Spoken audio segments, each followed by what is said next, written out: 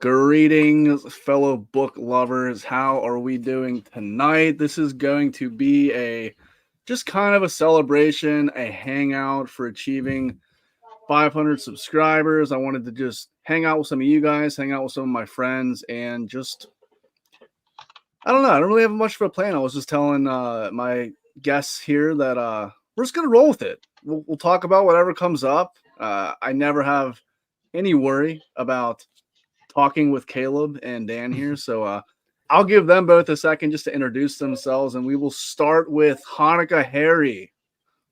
Oh, I didn't change that, did I? Oh. All right, so Hanukkah's over, so I guess I should figure out a different name. But hey, guys, I'm Dan, and my channel's name is the Black and Blue Collar Reader. Awesome. Go check Dan out. Caleb. Yes, I'm Caleb, aka Celebrity. I read dark fantasy, horror, sci-fi, the whole speculative range, and yeah, that's my channel. It's like Celebrity, but with an A. Sweet. And we have a new arrival. Christopher Navo, the King of Lighting, has arrived. You want to quickly introduce yourself to the people, Christopher? Sure. Pretty basic here. Christopher Navo. The channel is Christopher Navo. Although I do sometimes the title of the channel is The Next Chapter. But yeah, I read mostly fantasy. I'm delving more into science fiction, horror, and manga. Awesome. Catch up with some of the comments. Laura here. Laura gave me some awesome pointers on how I can use my iPhone to stream with better quality on StreamYard today. So thank you, Laura. Nice. I'm trying it out.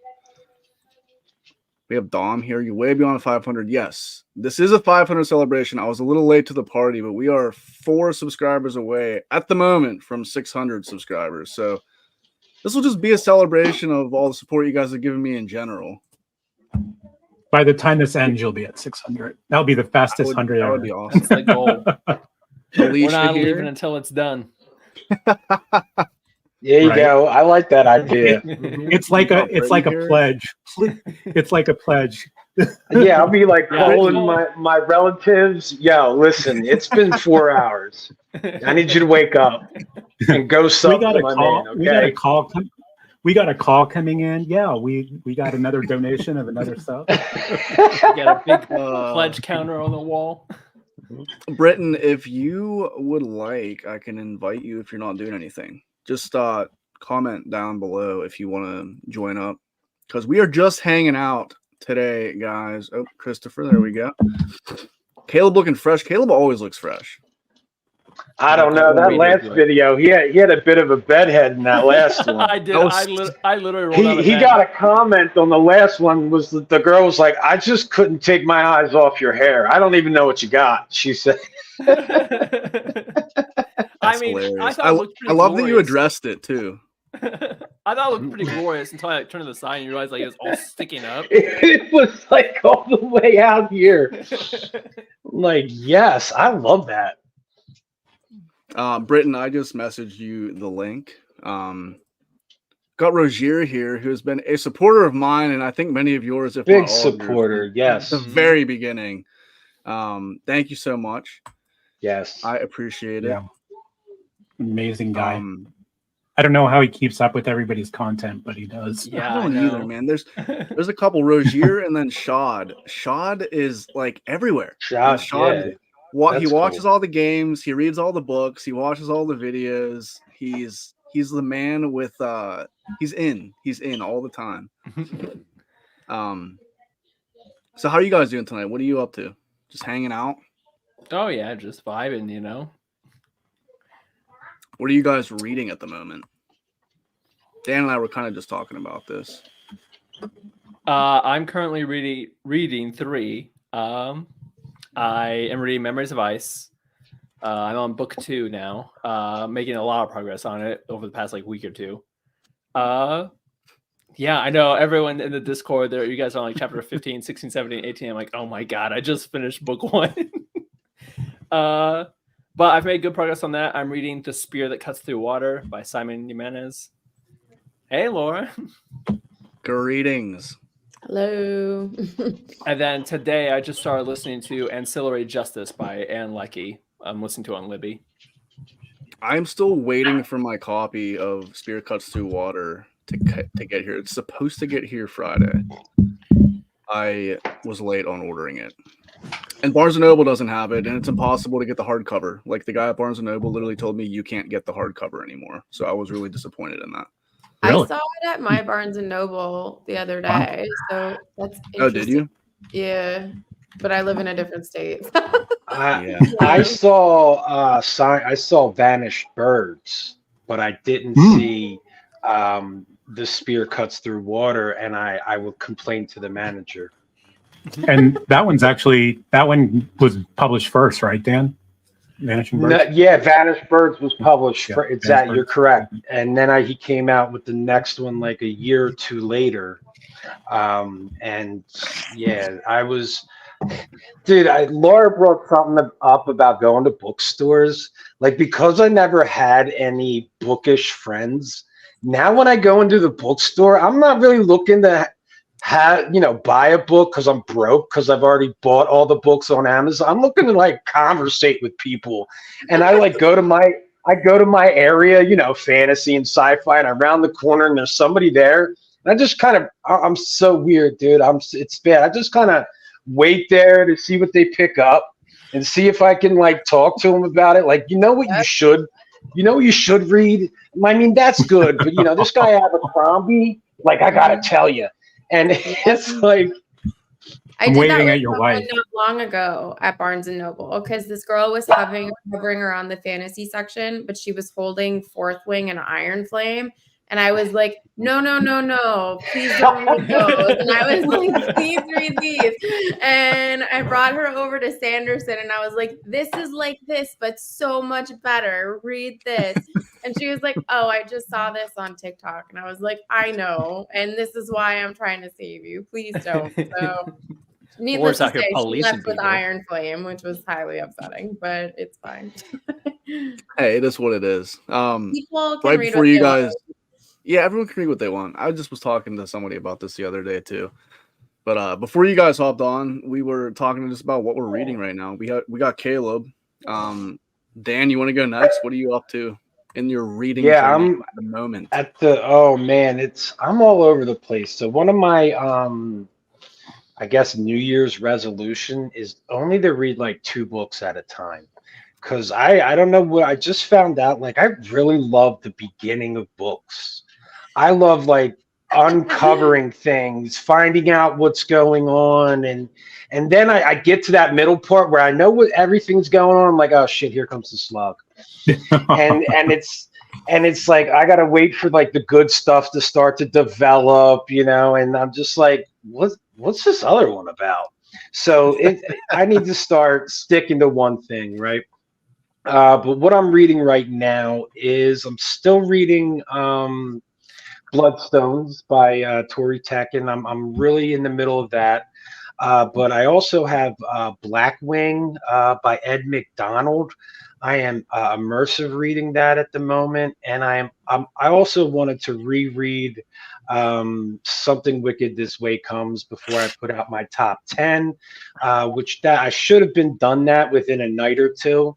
But I got caught up in Blackwing, and yeah, I keep going back and forth. Those are the 3. Nope, I think I got another one. I also started Boatman's Daughter, and it's next to my bed. And then I have to start The Spear Cuts Through Water tonight because I need to read 90 pages and give my thoughts for it on Friday. So I'm biting off a lot. All right, I'm gonna shut up now and let the next person go. I'm in a similar boat. I'll go last. We'll go with Christopher next. Okay. Yeah, I mean, it's a goal of mine too. It's been a goal of mine. Before you continue, you looked like that kid in class that was just caught on their phone. You were like, oh. That's exactly what I thought. I think he was going to ask what the question is. He was about to be like, I'm sorry, what's the question? so it's like funny. my phone doesn't go off for like the last 3 hours, and then it goes off, and then calls so my name. funny. I'm like, what?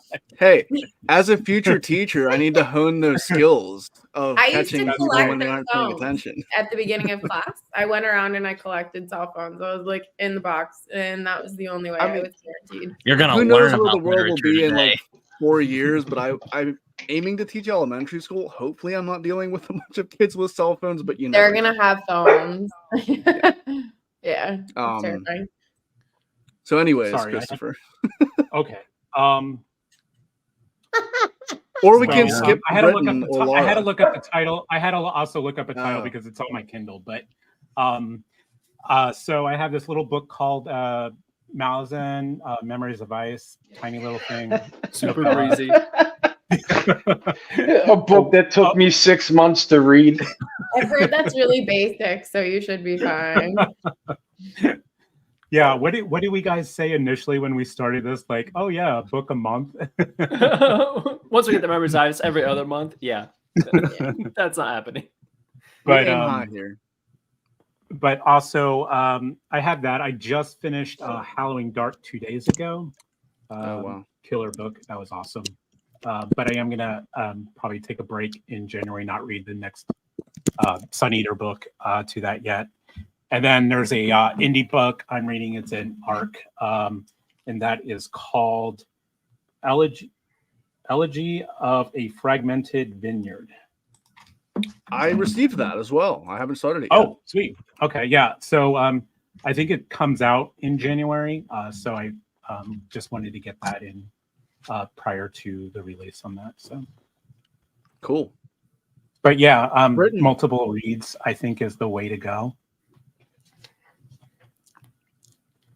Britain, That's all I got. how you doing? Oh, me? Oh, You're next. well, I'm reading 2 books at the moment. I'm reading My Dark Vanessa, which I was reading actually a few hours ago. Really good. Not for the faint of heart though. There's a lot of really dark subject matter in this book. So I don't know if any of y'all have read Lolita. It's a lot like that, except from the victim's perspective. And then I got All Things Left Wild by James Wade, which is apparently which I can tell you right now, if you're a fan of Cormac McCarthy, pick this book up. It'll scratch the itch for you, like, you know. And also it has I like that cover a lot. Also it has has proper punctuation. So there you go. If you don't like the fact he just scrawls on the page, and you like your little dots on there, and then yeah, there you go. James Wade's got you covered. Enjoying them both a lot. Well, Sweet. that's probably the wrong word.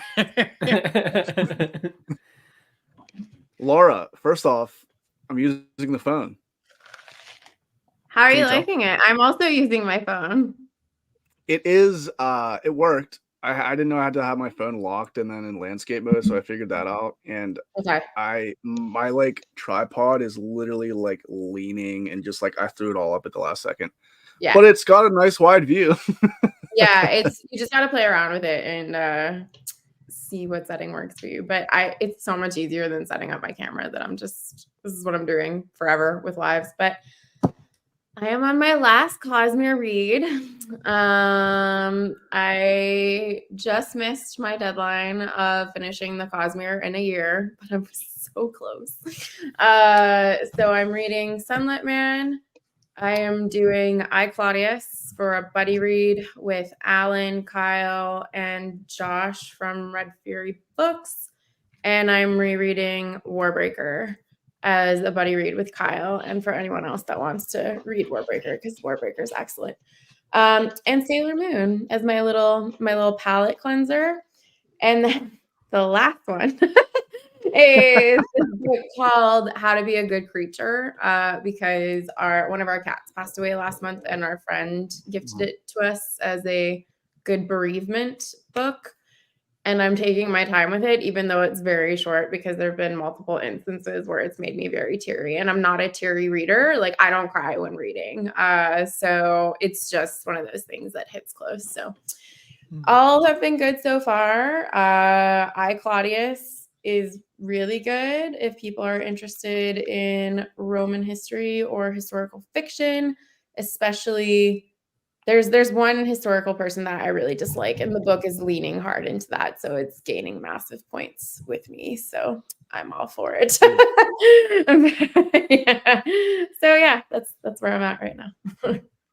Before I show that we all have a very similar trend, I just want to ask you, how has the year of Sanderson been? Are you burned out of Sanderson? Are you over it? Are you in love? Are No. you like I'm can't get enough still of so it? in, yeah. If the next Stormlight book was out right now, that's what I would be reading. Like I would fully and exclusively Wow. be reading that. I've loved it. Like I love a binge, much to my husband's chagrin, because he's the person that's like, oh, I'll read one book of his every 6 months, or when it's a show, I'll watch one episode every week. And I'm like, why? When you could watch them all in 7 hours, and then you get the experience of being done in 7 hours. But I've loved it. It's been so fun. Sanderson's worlds are all generally pretty unique. And I know Dan had a not similar experience with reading me, but I actually really liked the later Stormlight books better than Way of Kings. So for me, it was a trend that went in the opposite of the normal trajectory for people. I think maybe that's why I'm not really burnt out, because I enjoyed the later books more than the starting book. Yeah, I think I read Mistborn before that, like the I did entire too. Mistborn. Yeah. Oh, you did everything. Yeah. All right. Yeah, I was also. This was very early on in my reading journey. So, reading so much by one author, I think definitely hindered my experience, and also not reading standalones. I can't even remember my first. So when I got back into reading in my 40s, all series. I mean, everything I read were series for the first 2 or 3 Yeah. years, and it was just now that I read a standalone, and now that's all I want to do or read standalones. But Right. that's another thing.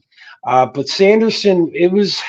I guess I was aggravated at a point, because I did say in a video that Words of Radiance was phenomenal. I mean, Okay. that's where that series really took off for me. And I mean, the Same. world building is excellent. And I think I'll give it probably another shot, down the line. I don't know if I've heard, did you read Rhythm of War as well? I just finished it. Yeah. What'd you think of it? I literally finished it at 11:50 on New Year's Eve. I snuck it Yeah. right in there at the end of the year. That's cool. I enjoyed it. I liked all three. I liked 2, 3, and 4 better than Way of Kings. Way of Kings for me, I had a lot of issues with, because if people have watched my rant on it, I struggle with the Kaladin character quite a bit. And there is a good amount of that in Rhythm of War, but I feel like the way that he handles the character is slightly better. And I like the world expansion that we got in Rhythm of War. And there's a lot of science, which I actually really like. So for me, that wasn't too bad. But I know for a lot of people, that was their main complaint about Rhythm of War, is that it got a little too sciencey. But I really like that kind of stuff, because I feel it just further fleshes out the world and the magic system, when it's like, why do things work? And I like getting into the mechanics of that, as opposed to someone just saying, oh, well, they are because they are. That to me is it's fine if that's what you want to do with your story and not really give it much explanation. But I'd rather understand the root of why something works and how you can manipulate that to your advantage. I find that more interesting, especially when you have 2 opposing forces that are trying to utilize similar things to gain supremacy over the other. Like, how are they going to be able to manipulate it to suit their needs? So I found that part really quite interesting. The one thing I didn't love, though, is that each Stormlight book, this isn't really a spoiler for people, is that it hones in on one particular character. And the character that it hones in on for Rhythm of War is already deceased. So that for me was a little awkward, because you encounter them dying earlier in the series. It's not like something that happens off page and then it's just kind of these recurrences. So that was probably the most awkward thing about the book for me. But overall, I liked it, and I'm monopolizing your live, Colin. I'm sorry. No, you're good. I have not read Sanderson at all, and I'm debating making 2025 potentially a kind of year of Sanderson, but that's a very long way away. And I'm gonna let you guys know what I'm currently reading, and then I promise I'm going to catch up on the comments that we've gotten so far. So, like many others here, I'm a little bit past the halfway point in Memories of Ice. There we go. I'm on page like 500. So chapter 17 is what I'm about to start. And oh my gosh, it is getting crazy, like really crazy. You know, you're a fantasy reader when you're like, I'm just over halfway. I'm at 500 pages. Finally, it's getting good. I mean, that's what it is. It really is like that, though. Like, I know. so something that I've noticed with Erickson, now that I'm more comfortable with his writing and his world, although I'm not saying by any means that I have any idea really what's going on, is that I'm always like excited and like, whoa, this stuff is super cool. And then I'm unable to anticipate the levels of that he can get to. Like every time I'm like, oh, I'm in. This is really cool. This is really interesting. How did he come up with this? In the back of my mind, it's like not even there that he has like another level. And then I get to that level and it's like, oh, there's another level. And then I get to that level and I'm like, there's no way. And then he hits it. I'm like, oh my gosh, how do you come up with this? So anyways, I'm on like the second of those. Oh my God, how'd you come up with this levels right now? Because things are about to pop off. I also bought this, The Hitchhiker's Guide to the Galaxy. I don't know if any of you guys have read this. I bought read it in this high school.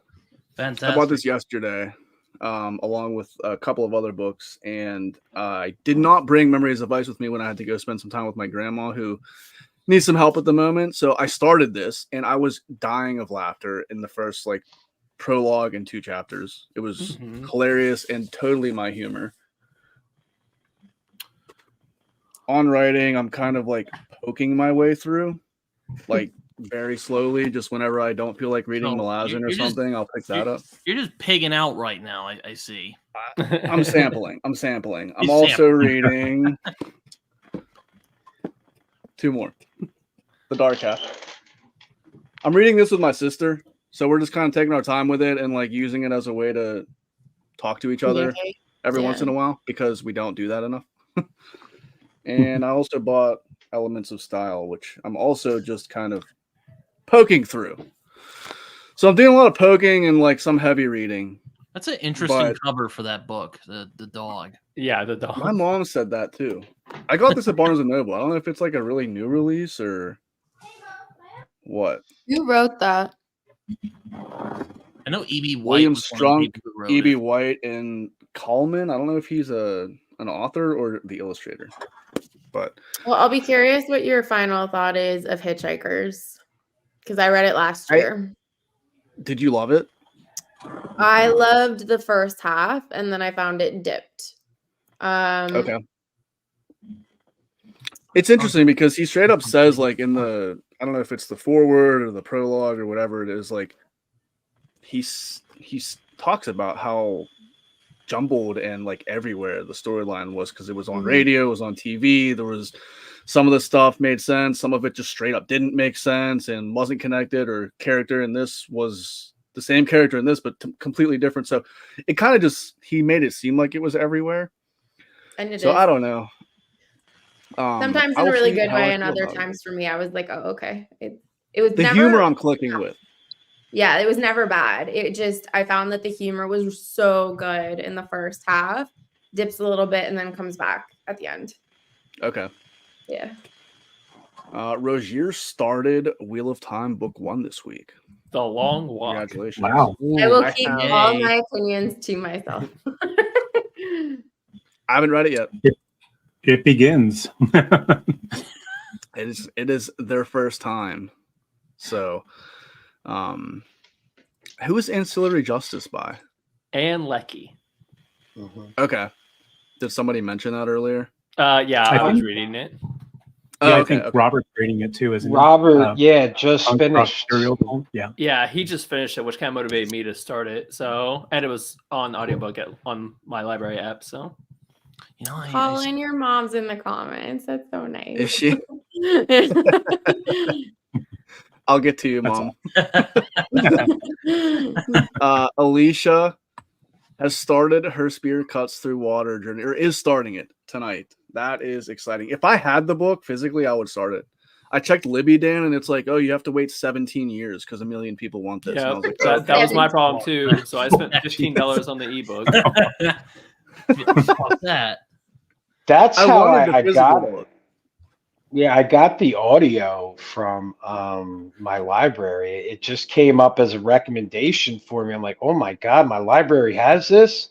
Let me check the audio out too. And I blew out my speakers on that audio.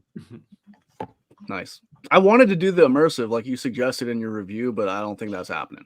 That's okay. I can't do immersion reading. It's just so distracting to me. I can't do it. I do it. Yeah, from a so while. I just found this thing on my phone. I'm connected. I have on my phone, I have Kindle and I have Audible. I didn't know they could just sync up and stuff if I had both. If I had the audio and the Kindle version of the book, and I open it and it'll start reading along and it'll like highlight as it reads. So that has helped me like focus on my words and not so much the audio, and really like I'm in it, and it has my full attention. I'm reading, I'm listening, and I just did this with Howling Dark, and I was blown away. And it's like my preferred method right now. But I don't think I'm going to do audio just listening to. If I don't do immersion, then I don't think I'll do audio. Interesting. The audio for question for Howling you, Dark Dan. was really good too. I like the audio for Howling Yes, Dark. it was. And just Howling Dark, that's the series really started for me in that book.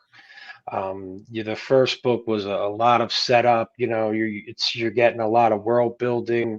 You're feeling everything out. Something kind of happens at the end, but in Howling Dark, man, it just kicks up a couple notches for me. And really, that is the series that when Laura was talking about binging, like I committed to things and I really just want to be like, F that and go start Demon in White. I'm that like excited about it. I really want to. And I have both too. I have the physical book and I have the audio.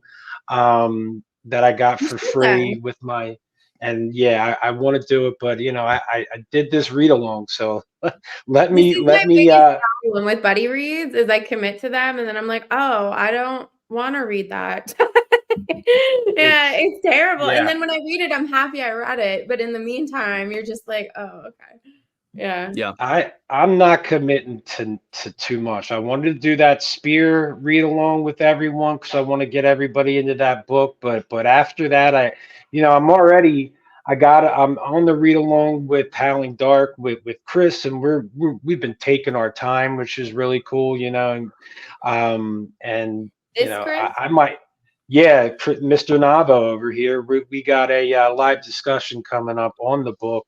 Mr. Navo is part of more buddy reads than anyone I know. I've been giving him shit. All right. Wow. I just want to take this moment to say that most of my buddy reads are very casual, like the Malazan one. We're stretching that out, and so it's not like I have to like read all these books like in like. I want to preface this because I brought this up like in August when he and I were doing the Wheel of Time stuff, and I was like, oh, we should read X together. And he was like, yeah, sure. And then started listing off, I'm not kidding, like 15 or 16 buddy reads. And I was like, absolutely not. We're not reading anything together ever. Yeah. But you start these channels and you start meeting people and you want to be nice and you get excited, at least for me. And I'm just like, hey, Chris, you want to read this? Or I hear him say it in a video. I'm like, oh, I have that on my TBR. Let me hit him up. And I do it, and then people hit me up. Britain's like, hey, dude, you should read Born. And I'm just like, It's just like, and I'm that guy that I hear something good, I want to put down what I'm reading and go check it out. And I've been sampling a lot lately, and next year I just want to try to read one book and stay in it and do like a review on it, and But I've been really scatterbrained since getting the Libby app. Chris is like both of those things because he is so good at planning ahead, but simultaneously then picks up 25 buddy reads. But like I said to him, I was like, I haven't read Robin Hobb. I really want to read Hobb. Do you want to read it? And he's like, oh, well, I'm reading Robin Hobb in 2025. And I was oh like, my God, I haven't even not thought even that far. next year. I could never do that. I just couldn't pick an author and be like, I'll get to him in 26. I could. There's no way. I hear everybody talking about it, and I'll be like, dude, I'm getting it at 6:06 tonight. I order it that second, and Chris is like, in 17 months and 24 minutes, I can begin that. That's when this read-along starts.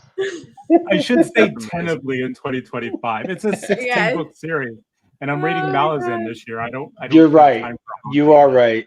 You're right. I want to read Robin. I'm just giving him a hard time, but it's always so funny to me when he starts telling me all of these reads that he's doing. I'm like, how? Like, how is that a thing? Yeah. Dan, I want to circle back to this because obviously many of us are reading Erickson. You have read both. Do you find I haven't read either of those writers? Yeah. So Erickson can have some beautiful, beautiful prose. At times, I think that Jimenez is definitely more purple than Erickson. I think you can maybe describe Jimenez as purple prose because I feel he hits you with these beautiful lines more often than Erickson does. I think Erickson does it like at the end of the chapter, or once in a while I'll underline one of his prose and be like, wow, that was fantastic. I would say that Simon, he has, this book that we're reading it's contained, so he can take his time to make sure that he's giving you the right word at the right time and all that. Erickson has this massive scope that he is dealing with, and you cannot be poetic all the time when you're writing something of that nature, in my opinion. I mean, actually, no, because Baker has done that, poetic constantly.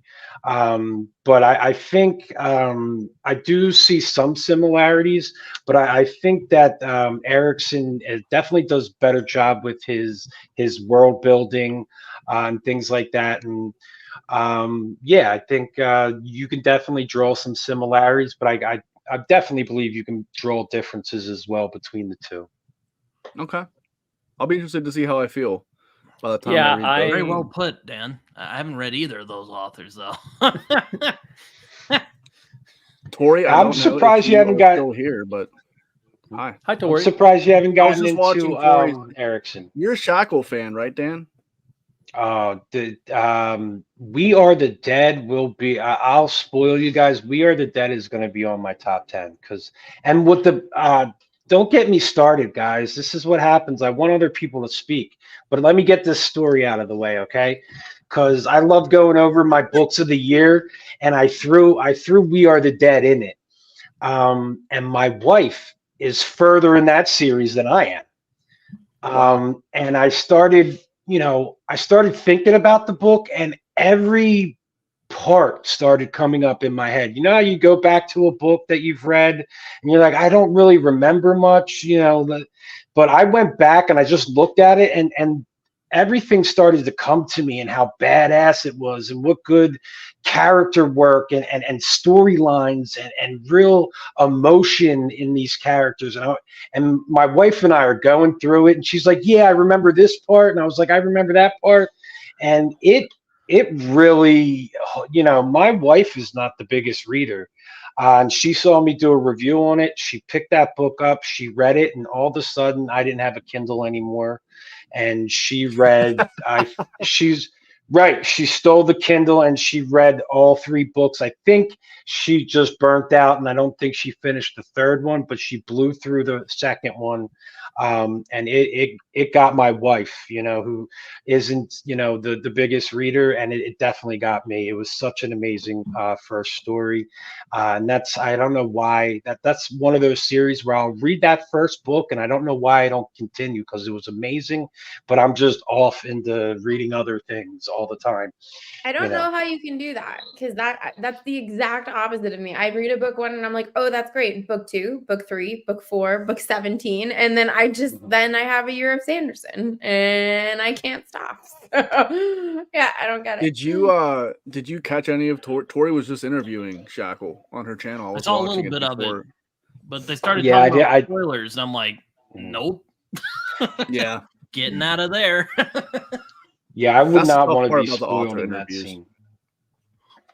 Malazan, that's cozy fantasy. Yes, this is Malazan. This is cozy fantasy.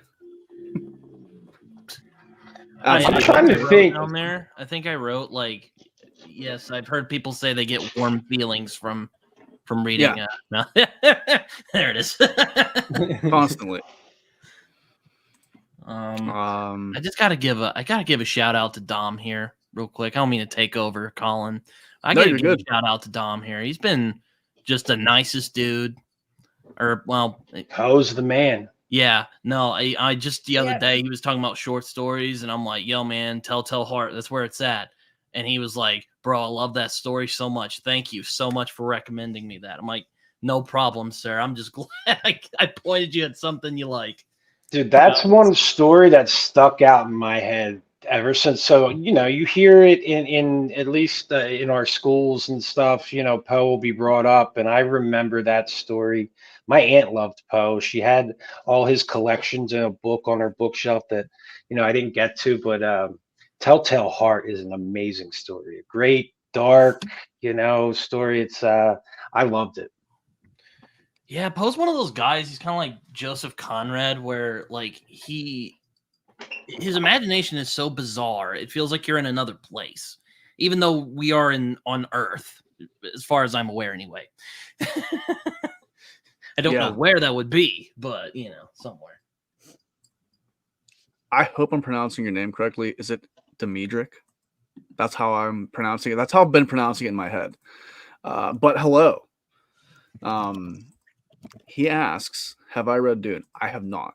Dune is one of if you watch my top 10 most anticipated books of 2024, I plan on reading Dune in 2024. Have you guys read Dune?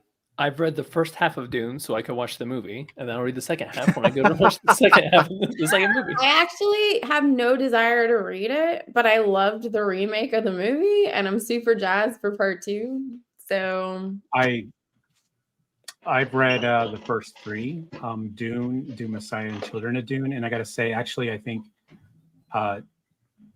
Dune Messiah and Children of Dune are actually, to me, a little more superior than regular Dune. Really? I'd love to. I've heard that. Mm-hmm. I've heard Children of Dune has some wild plot developments. Yeah, Children of Dune. I'm putting a vote that we can only now refer to Dune as regular Dune, a la Chris. Yeah, but there because the sun nobody picked up. Nobody ever talks about 2 books through I whatever. just love that regular Dune. It makes it Regular sound Dune. so basic. It does. We're gonna have a regular Dune read along on our channel really soon because I would like to read it.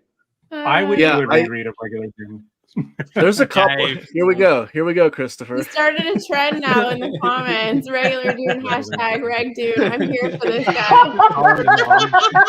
I'm getting in on the action. Hashtag Reg Dune. I love it.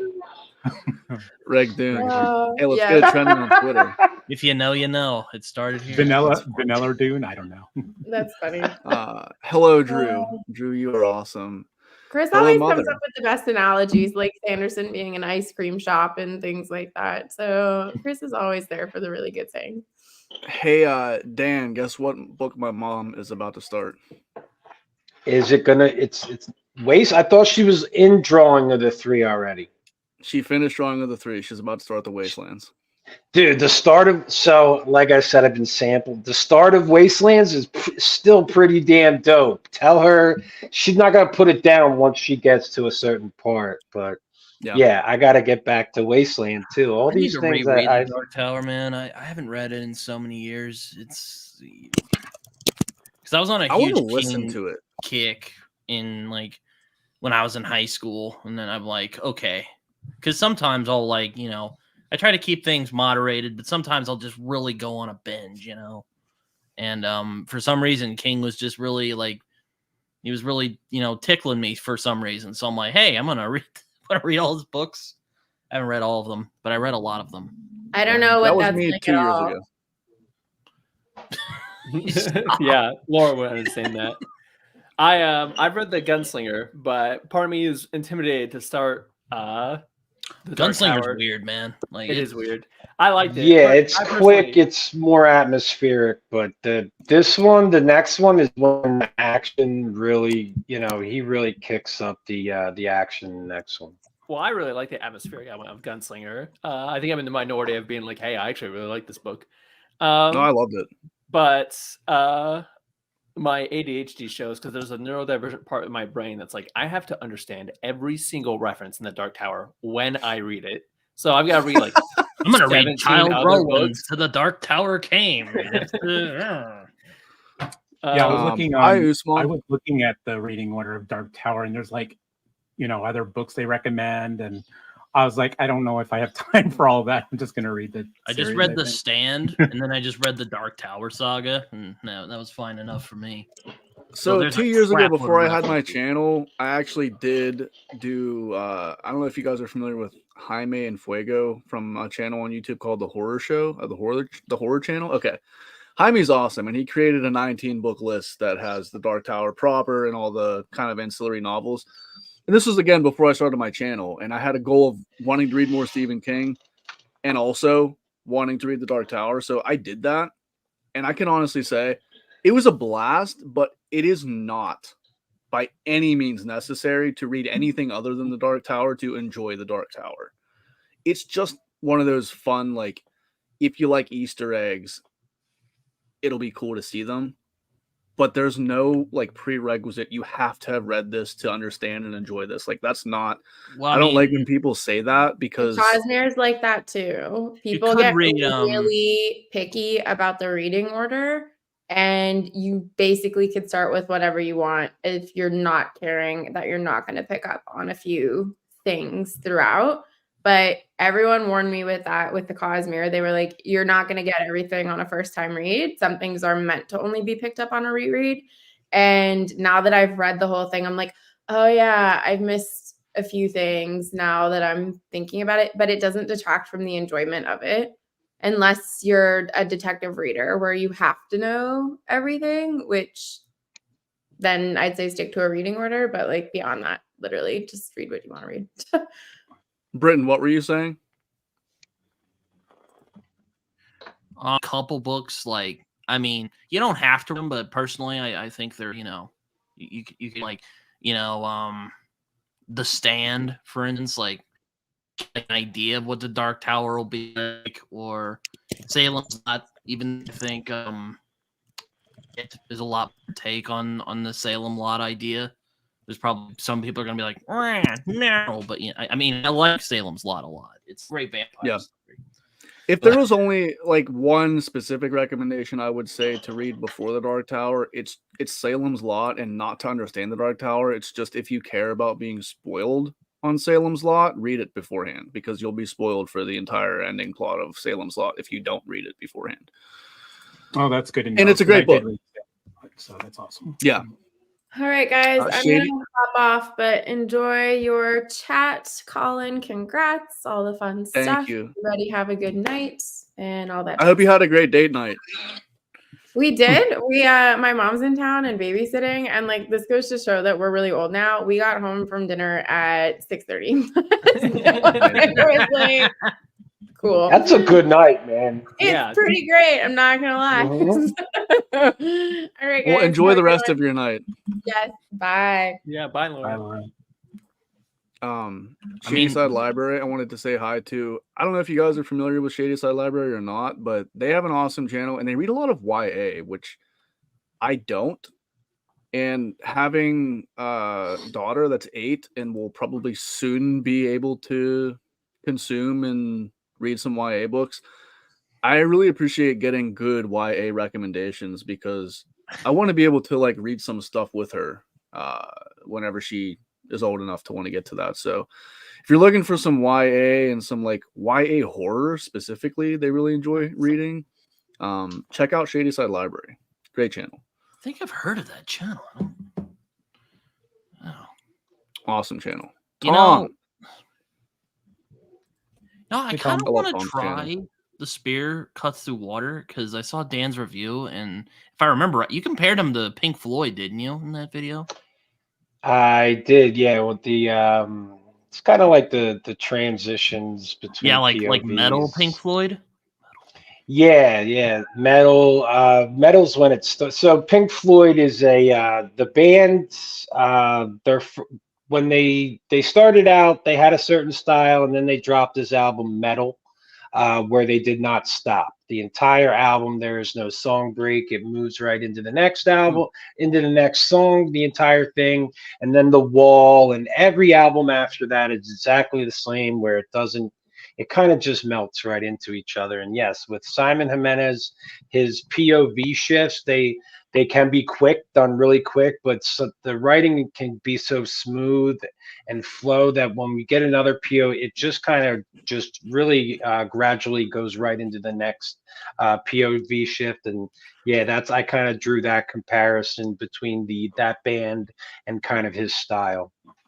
Well, I thought it was intriguing, so maybe I'll pick it up. Yeah, I'm about 50 pages in right now, and I can 100% attest to that. Like everything just kind of bleeds together. Like there's already multiple story threads, and he It's doesn't very really, musical. It is very musical. He doesn't really distinguish very much. So like you're straight going through someone's thoughts and someone's journey, and it's within the same paragraph. It's a hard cut to another scene, and it all kind of flows together. It's really interesting. But I've really had to slow down to actually read it because, like, if I'm just reading normally, I'm just like speeding through. Yeah, I think the best way this is how I liked where audio book really kind of benefited me because I did listen to it first. And those POV shifts to have a different voice do that POV shift made a ton of difference for me because if you read it in a different voice, it might help you because it just made the POV shifts a lot easier and the way they're done, because sometimes the abrupt ones need to be just like that, like somebody's head just popping up and being like, say what? Like, and that's the comedy to it. Like, so you have to read it in a certain a flow, which I'm also getting from Something Wicked This Way Comes. There's a certain flow, there's a certain pace that you need to read and stop to really get the full effect. And I think when you're listening to it in audio, you really get smacked with that that cadence and the flow. And I thought it just was done perfectly on audio.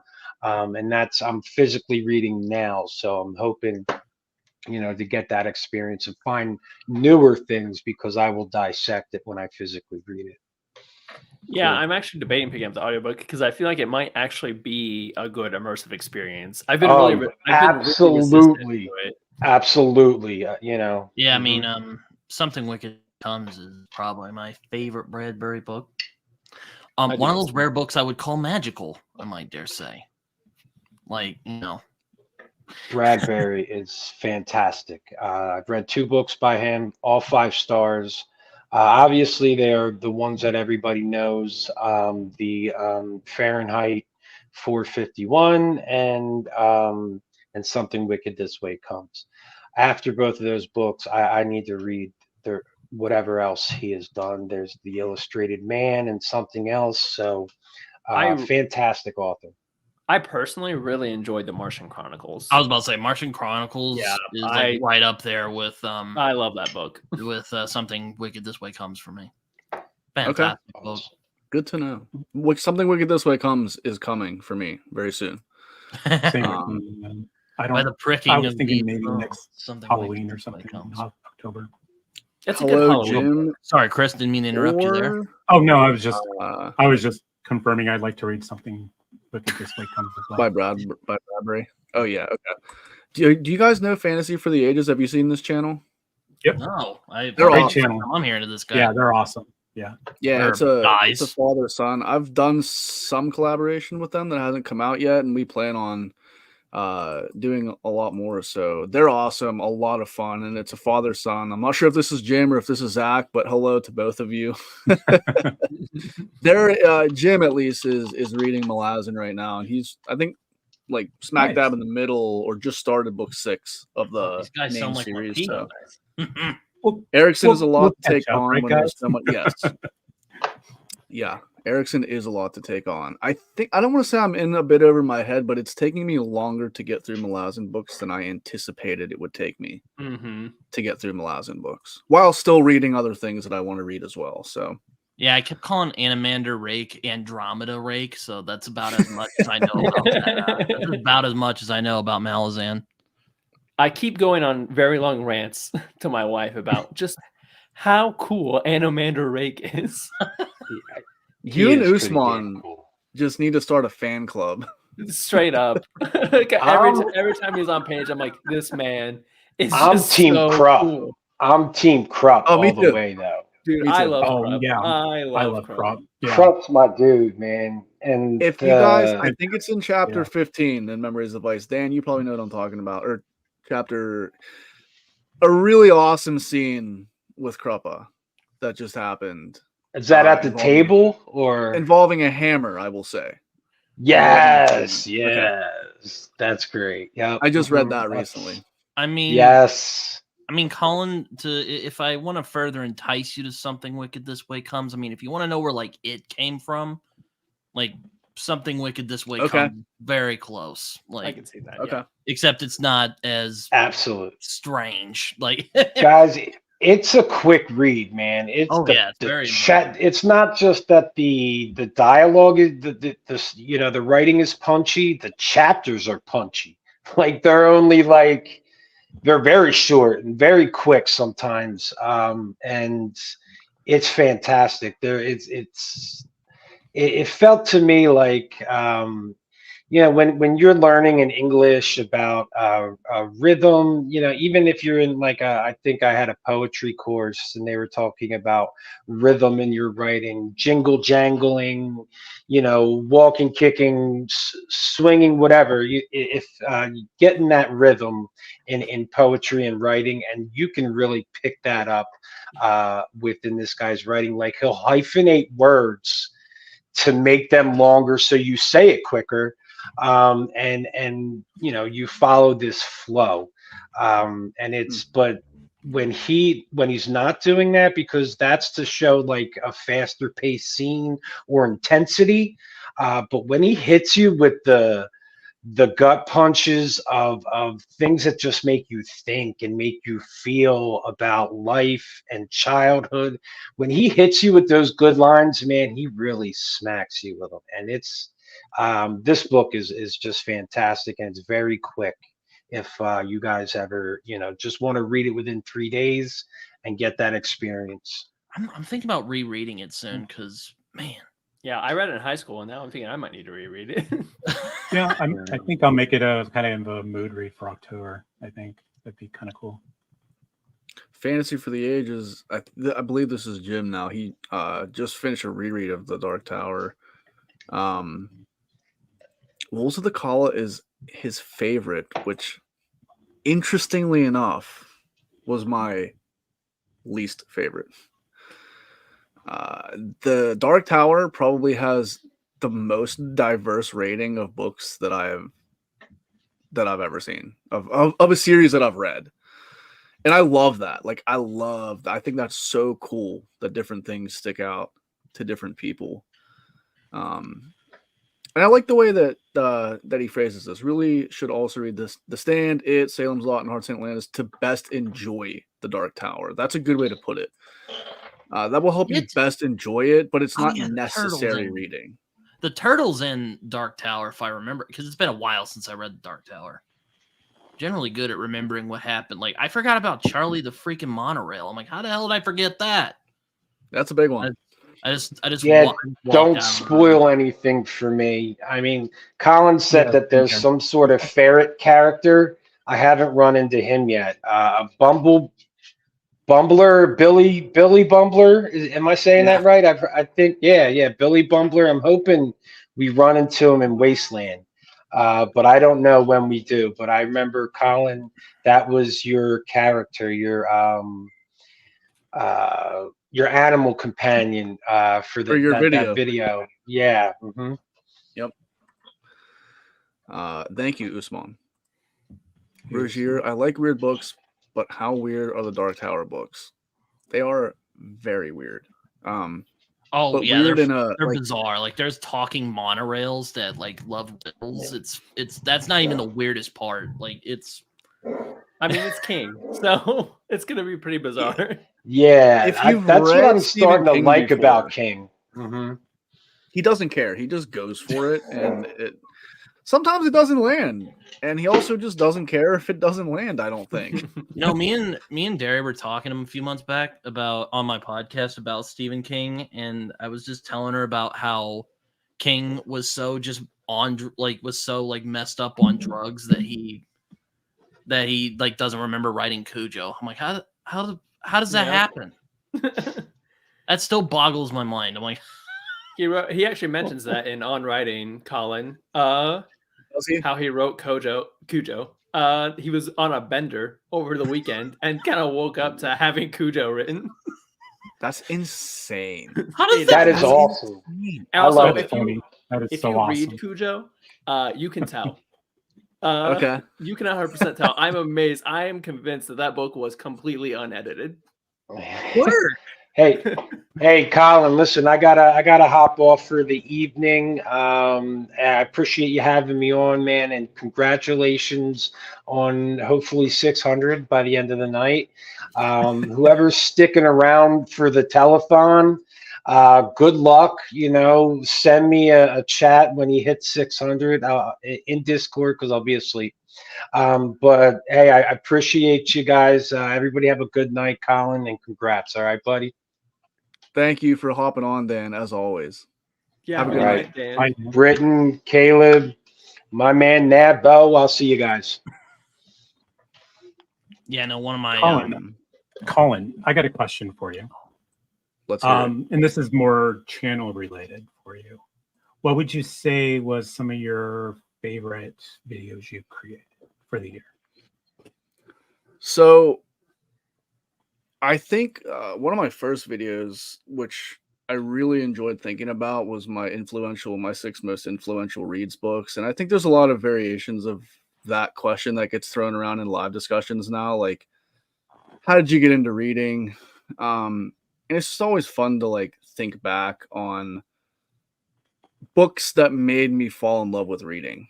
Even though I fell away from reading for a while, thinking about those books it's just refinding that love of reading made me realize why those books were so important to me. But I mean, I really love, although they don't get the most views, making reviews, like building a review out. Cause I don't script entirely my entire video, but I basically write it out and then we'll write it out in bullet form. So I don't just read off the screen. But doing the series reviews, for the Greenbone Saga and the Farseer trilogy and Live Ships. And I Honeyman, interrupt you. I loved the Greenbone Saga review you had put together. I think that was one of your first too, wasn't it? It was one of my first total series reviews, and I think it's a lot of fun. Thank you, by the way. Yeah. I love making those because although they don't, and I've said this before, although they don't typically bring in, it's not a top 10 list. It's a very specific interest like people will click on it if they really want to know or if they have read the series.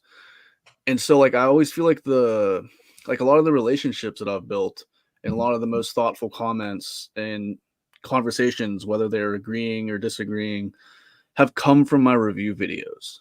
And ultimately, that is why I started a channel, was to talk to people about books. And I feel like those generate the most thought-provoking comments, because it's not just like, oh, this was my list and here's how my list was different than your list. Not that those aren't, I mean, I appreciate all comments, but I like the conversation around books. And so like I really enjoy making the reviews. And personally, although this is a very specific audience, I love the books and basketball show that I started. Like I'm having a blast. Like my two favorite things, and I just get to talk about them with someone else. It's like their two favorite things. So those are the things I think I've had the most. I mean, that's because it's yours. It's something you created yourself, and I think speaks highly of it, and that's why it's such a it's your idea. It's not something you see all over BookTube or anything like that. So it's definitely take pride in that. I kind of hesitated because I wanted to do a live show for a while, but I didn't just want to. Not that there's anything again wrong with this. So if anybody has these, continue doing them because I love watching them. But I didn't want to just do another live discussion channel. And I might do that, like start a series where I talk to booktubers, but I wanted something unique also that was specific to like things that I enjoyed. And it's been really cool so far. I don't follow basketball at all, and I love following them, watching them. I try to make it so that it's not just about basketball, obviously. Yeah. Ian the Reader, he just found me, and because of that, I found him. Awesome dude, awesome channel. I watched a couple of his videos. Content creator. Yeah, he's on YouTube, and he's got a great atmosphere and attitude towards reading. Rogier has a great question. Do you all have 2024 reading goals? My goal is to read more sci-fi and fantasy by trans authors, female, male, and non-binary. What a fantastic goal. Yeah. What a fantastic goal. That is awesome. Yeah, I tried doing that a few years ago, but it was with like minority authors, and it was 2020, and then COVID happened, and I got really depressed, so that didn't work out. But I guess it was the thought that counted. Rogier, if you need a recommendation, I recommend Haley Piper. She writes horror and dark fantasy. Well, next month, I'm hoping to start Octavia Butler, this book right here. Hold on. Yeah, this one. Oh, there you go. This is one I've wanted to get to for a very long time. So, yeah. It's a good book. You'll love it. You mean this one? Yes, that one. Yes. Exactly that one. February, I have a couple of POC authors lined up specifically for Black History Month. So it's kind of what that's really cool. With. I also have a couple of books that have LGBTQ themes in it. I have The Dryad's Crown and Black Leopard, Red Wolf coming up. Black Leopard, Red Wolf is by Marlon James. That's also part of the Black History Month reads I have. And then Dryad's Crown is by David Hopkins. Black Leopard, Red Wolf is wild. Oh, is it? Awesome. It is wild. I've been trying to get people to read Black Leopard, Red Wolf for like. Okay, I was gonna say I was about to say I think I've heard Britton talk about this book, and maybe it was both of you guys because I know I've heard this title before. I read it back in 2020, so it was like way before I started BookTube. But it's a little dense because the narrator is like kind of actively lying to you. Okay. Yeah, he's an unreliable narrator. Yeah, incredibly unreliable. But it is cool as fuck. Hell yeah. I haven't read the second one, but I'm gonna read it this year. Oh man, buddy, read. Christopher, are you in? But yeah, we'll have to. Black Leopard, Red Wolf is a great book. Great book. We'll have to get together, Caleb. Yes. Yeah, we'll have to get together to read that second book. What about you guys? Do you have any specific channel reading anything goals for 2024? You want to go first, Caleb? Sure. Reading goals. I reduced my book count. My book count goal has always been 52, like vaguely one a week. But the more 5, 6, 7,000 page books I read, the less tenable that's becoming. So I'm trying to. My goal is to read 40 books and actually like focus on them. I want to read and finish more series. So probably won't finish Malazan this year, but I want us to be pretty solidly through it. Rob and I are doing I think in March, Rob and I are starting a buddy read of The Long Price Quartet by Daniel Abraham. Yeah, I'm very excited about that one. Vaguely, a goal I've really been wanting to get to is just get to more female authors. Because like I really want to get to a 50-50 ratio, and I've been absolutely terrible about it. I'm getting better every year, but I really want to hit 50-50. So I want to read the Poppy War series by R.F. Kuang. I want to read Babel by her as well. So if you guys have female authors, mostly in fantasy, that you recommend, let me know. Because I also need to keep reading Hob. I know. I gotta finish Farseer. Chris, if you're reading any LGBT books, I would highly recommend Giovanni's Room from James Baldwin. That is a fantastic novel. Not really a fantasy story though. It's just James Baldwin at large. Yeah, no, James Baldwin is fantastic though. I need to read more of his books. books. Just trying to really expand some more of those, kind of like who was it who mentioned that comment? But yeah. But I also want to read more sci-fi. So I really want to start Sun Eater this year. I'm loving Ancillary Justice. I might read the whole 4-book series by her. Channel-wise, my goal is I really want to do deep dives into books I love. I've really struggled. I don't really like doing reviews because I don't really like doing like a just broad overview and not dig into spoilers. I really want to dig into the parts of books I like and go full spoiler on it. So I have a couple things planned for that. One of them is exploring one chapter of a book. So yeah, that's cool. What about you, Christopher? Any specific reading or channel goals that you're excited about for the new year? I definitely still want to continue with pushing to read indie books. You know, that's kind of where I try to focus a little bit on my channel. As much as I have so many popular traditional books I want to read, I'm with Caleb too. I want to read more science fiction. I didn't read a lot last year. I was looking at my list. It was like maybe 85% fantasy, with the exception of Red Rising, I think was really the main science fiction I had going on last year. And of course, Sun Eater later in the year. So I want to definitely hit more sci-fi. I was looking at, I'm trying to keep track of everything I read too. I made a tracker of like kind of like what I'm reading, because I really want to remember things from what I read, because I had to, when I'm still compiling my best of 2023, and I have to look back at old videos about what I said about these books, because I have no other reference on what I felt about them, kind of thing. So I want to get better about like having an actual tracker of everything about a book, including some like footnotes about key moments in a book that I enjoyed. I am kind of in the same way where I do want to focus a little bit on some individual reviews rather than having reviews in my like weekly updates. The problem is I'm kind of the same with Caleb on that. It's like I don't really watch review videos unless I've read the book already. Mm-hmm. So, and plus I don't want to really, I'm afraid I don't want to get into spoilers either. I want to try to keep them as non-spoilerly as I can, but still have enough to make content with. But I do want to hit more individual review on books.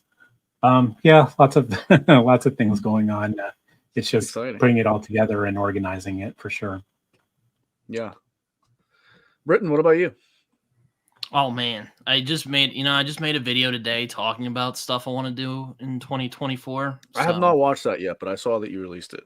Yeah, using my new microphone. I'm very proud of it. If you didn't notice, but Sounds great. there's a lot of books I want to get to this year. Like, Colin, I know you like Susanna Clark, and you mentioned you wanted to read female authors. Somebody here did. I think it was Caleb. Susanna Clark. I read Piranesi last year, and actually I read it a couple months ago. It was fantastic.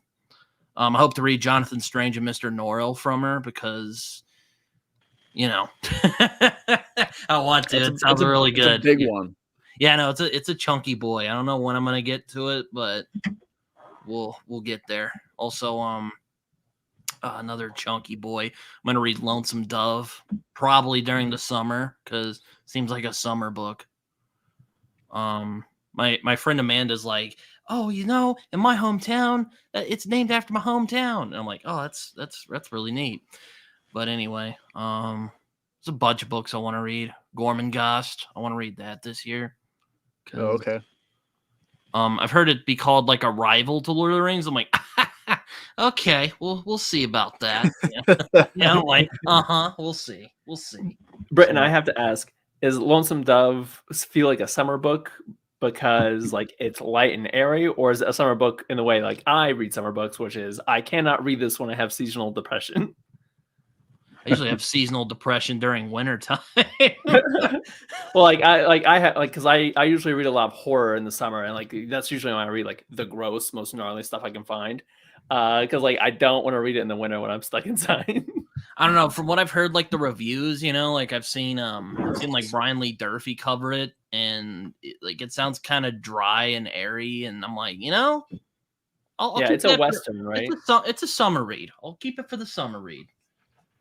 And Ian says Lonesome Dove is an every season book. Well, I'm going to read it during the summer, okay? Like, come on. That's one of the seasons, so I think you're good. We have Ian the Reader making some authors that we've already talked about, recommendations. Hobb, Fonda Lee, Susanna Clark. The Greenbone Saga is probably my favorite book series ever. Really? I didn't know that. Well, I say that in the sense like I really have not read a lot of series to the end yet. Okay. I imagine Robin Hobb is gonna very quickly get up there. But yeah, when I think about books that have just like fully like it's got everything, it's got strong themes, it's got incredible characters, it's not incredibly slow. Greenbone's got it all. I absolutely tore through every single one of those, except Jade Legacy, but I wanted to take my time with Jade Legacy. So, yeah. Rogier says, if you want to break from the grimdark, I recommend Emily Wilde's Encyclopedia of Fairies by Heather Fawcett. I have heard of this book. He said it's written as a field journal, which sounds interesting and very different. There's a book that's similar.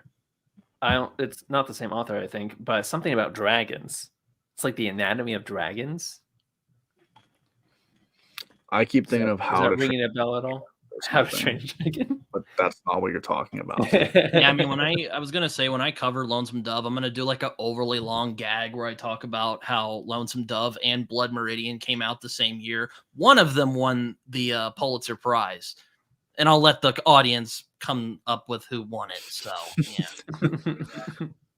yeah.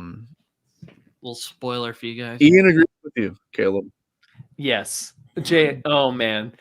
That book struck my soul that I didn't even know I really struggled with, slight spoiler for my top 10 books of the year video, putting Legacy or War in. And I ended up going with War. I think for reasons I can't get into, really. Yeah. Spoiler warning on my top 10, I put in Legacy.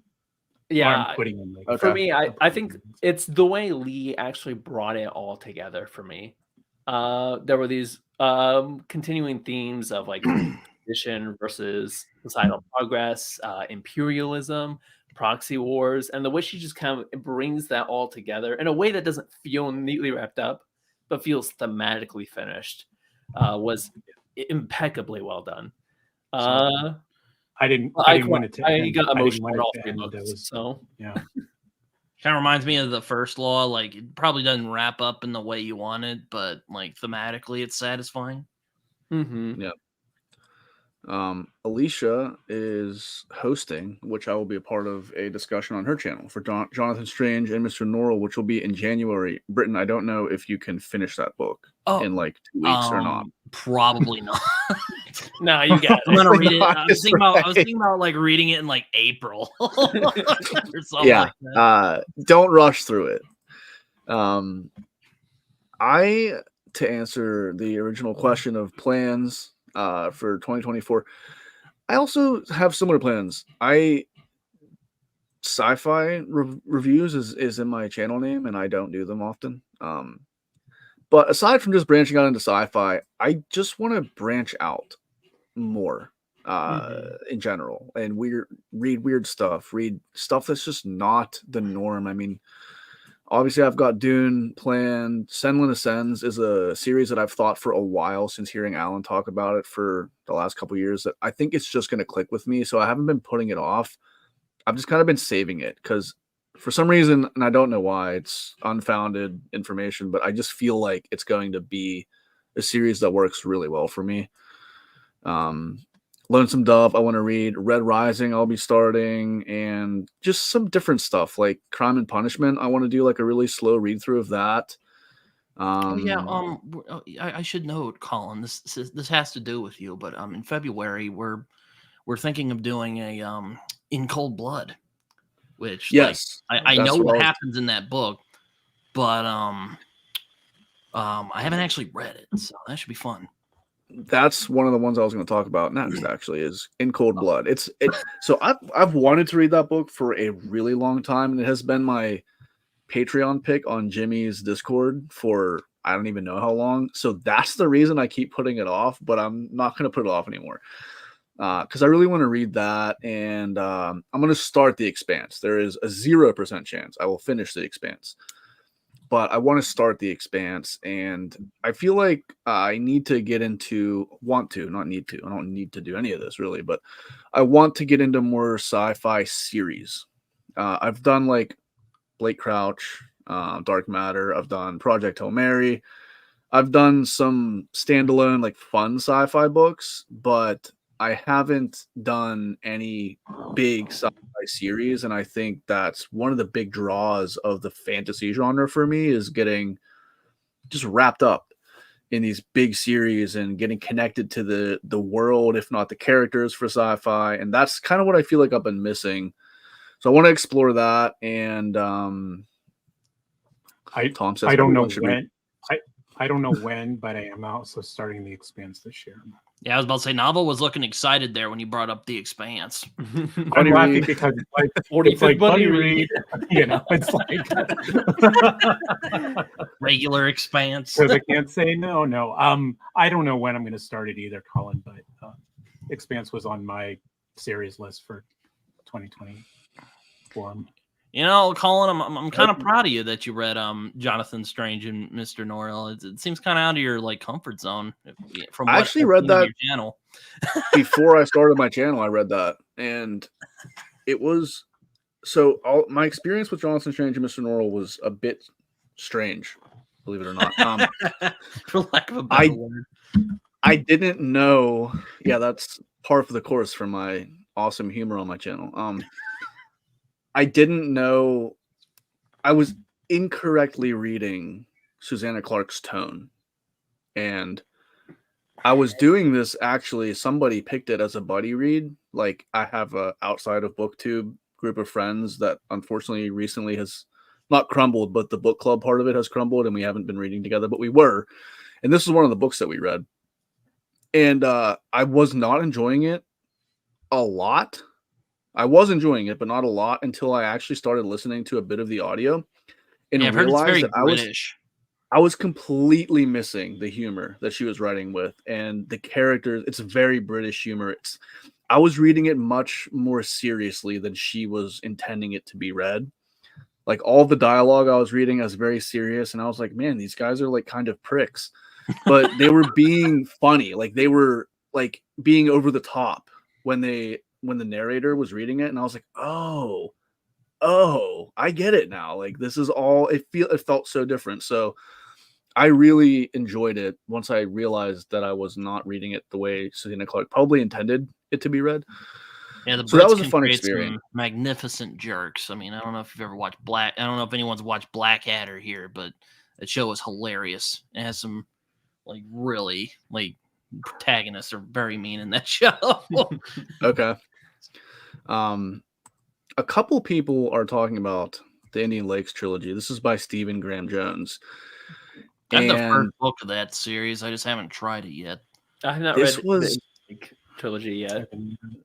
biggest Stephen Graham Jones was my biggest surprise author of 2023. I did Yeah, not because you like read- anticipate. I loved Stephen Graham Jones. I read the first 2 books of the Indian Lakes trilogy because the third one's not out yet.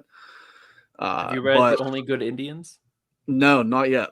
Oh, I Yeah, have. that was gotta good. read The That was Only very Good good. Indians. That was very good. I own The Night of the Mannequins.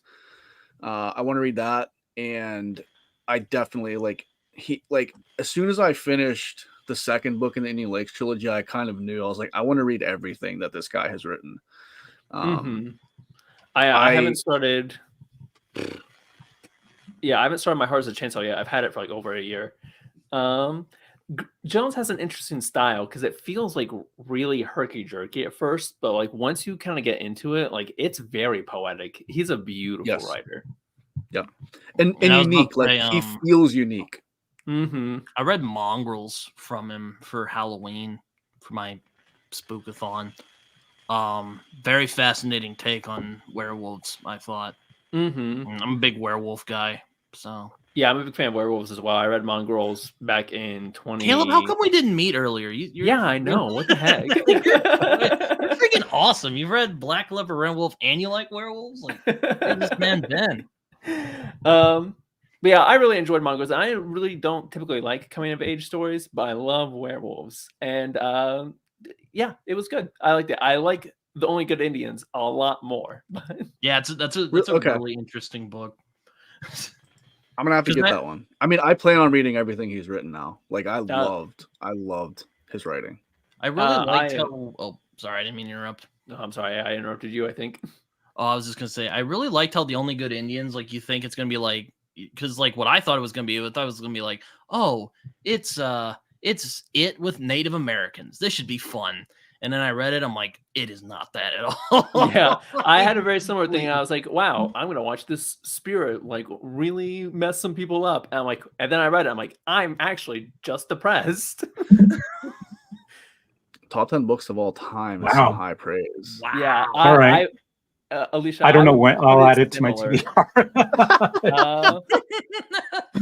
I think Only Good Indians might be in my top 5, to be honest. Wow. Okay. I don't know about that, but I really enjoyed it for what it was. I had a friend who DNF'd it, and I'm like, wrong. That's the wrong decision. So I had to, because I it's one of the last books I bought physically before I switched fully to Kindle.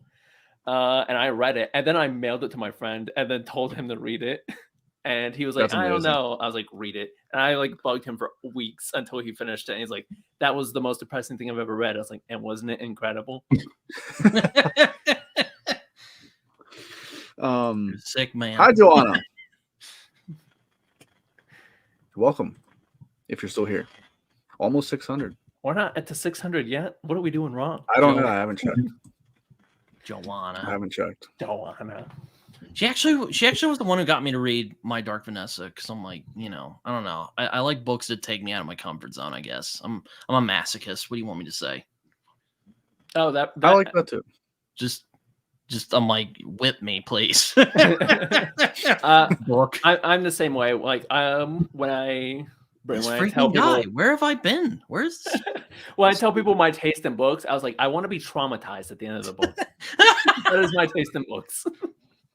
I think my favorite comment, Colin, I don't know if, or Caleb, I don't know if it was in Discord or it was on one of your videos. It's like, there's not enough cannibals in my books. okay, but listen, guys, listen. That was for a book called The Troop by Nick Cutter. I'm gonna lay the scene for you, and you tell me what this book is about. It didn't work for me. Yeah, it didn't work for me either. It's about a Boy Scout troop on an island. This seemingly homeless man stumbles out of the woods and is ravenously hungry. And Oh, then it's clear God. that whatever is wrong with him is infectious. So it's Now, like what Wendigo? happens in that book? So it's like the Wendigo? No, it has a weird bent. I kind of like the angle it takes for like why he's hungry, but the book does not deliver on the obvious cannibalism it's promising. I was like, these kids are gonna get eaten, and Well, I don't think anyone even gets bitten in that Caleb, book. I'll ask you this real quick, since you said you like traumatizing literature. Have you read Cormac McCarthy by any stretch? So I read The Road and I didn't like it. I've read The Road twice and I didn't like it. And Brent was like, "We were going so good." And No, it's all right. It's all right. It's all right. He's not for everyone. I want to read Blood Meridian, because I'm wondering if I just didn't like The Road. Because my take on The Road was I really like The Last of Us, and I think it does everything the exact same and better. Interesting. I don't feel like debating about The Road right now. You know, we were talking about game, though. different reads for January, and I was like, why is my list so small? I forgot that I'm going to be starting Shogun. Oh my God! Oh my god!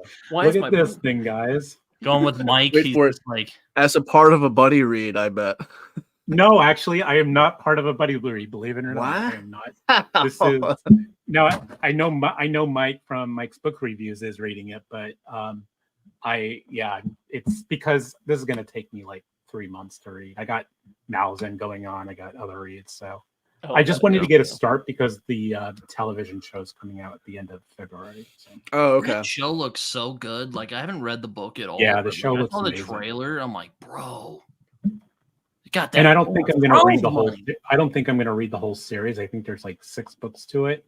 Just going to read Shogun. I think.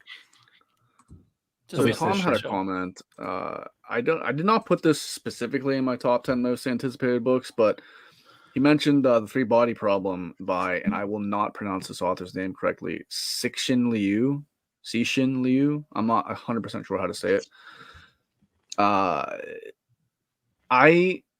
So many people have, this is like the book series more than anything fiction wise, like in this realm of YouTube, that I've seen people say like this book changed the way I think about things. Aside from like Robin Hobb and Joe Well, Abercrombie? not like Hobb like is connected to me personally, but like changed the way you think about things, like the world. I mean, so it's apparently a very wild premise that I have the first book of Three Body Problem, and I do want to read. Fantasy for the Ages, who was here earlier, mentioned potentially trying to set up a buddy read at some point for it, which we don't have anything set in stone for that, but this is definitely a series that I want to get to at some point. Have any of you read any of it? I've had it on my radar, but I'm kind of worried it's one of those things where like, because I've done this to myself before, like everyone hypes up a series and then I read it and I'm like, and I feel like I like it less as opposed to if I'd just gone into it.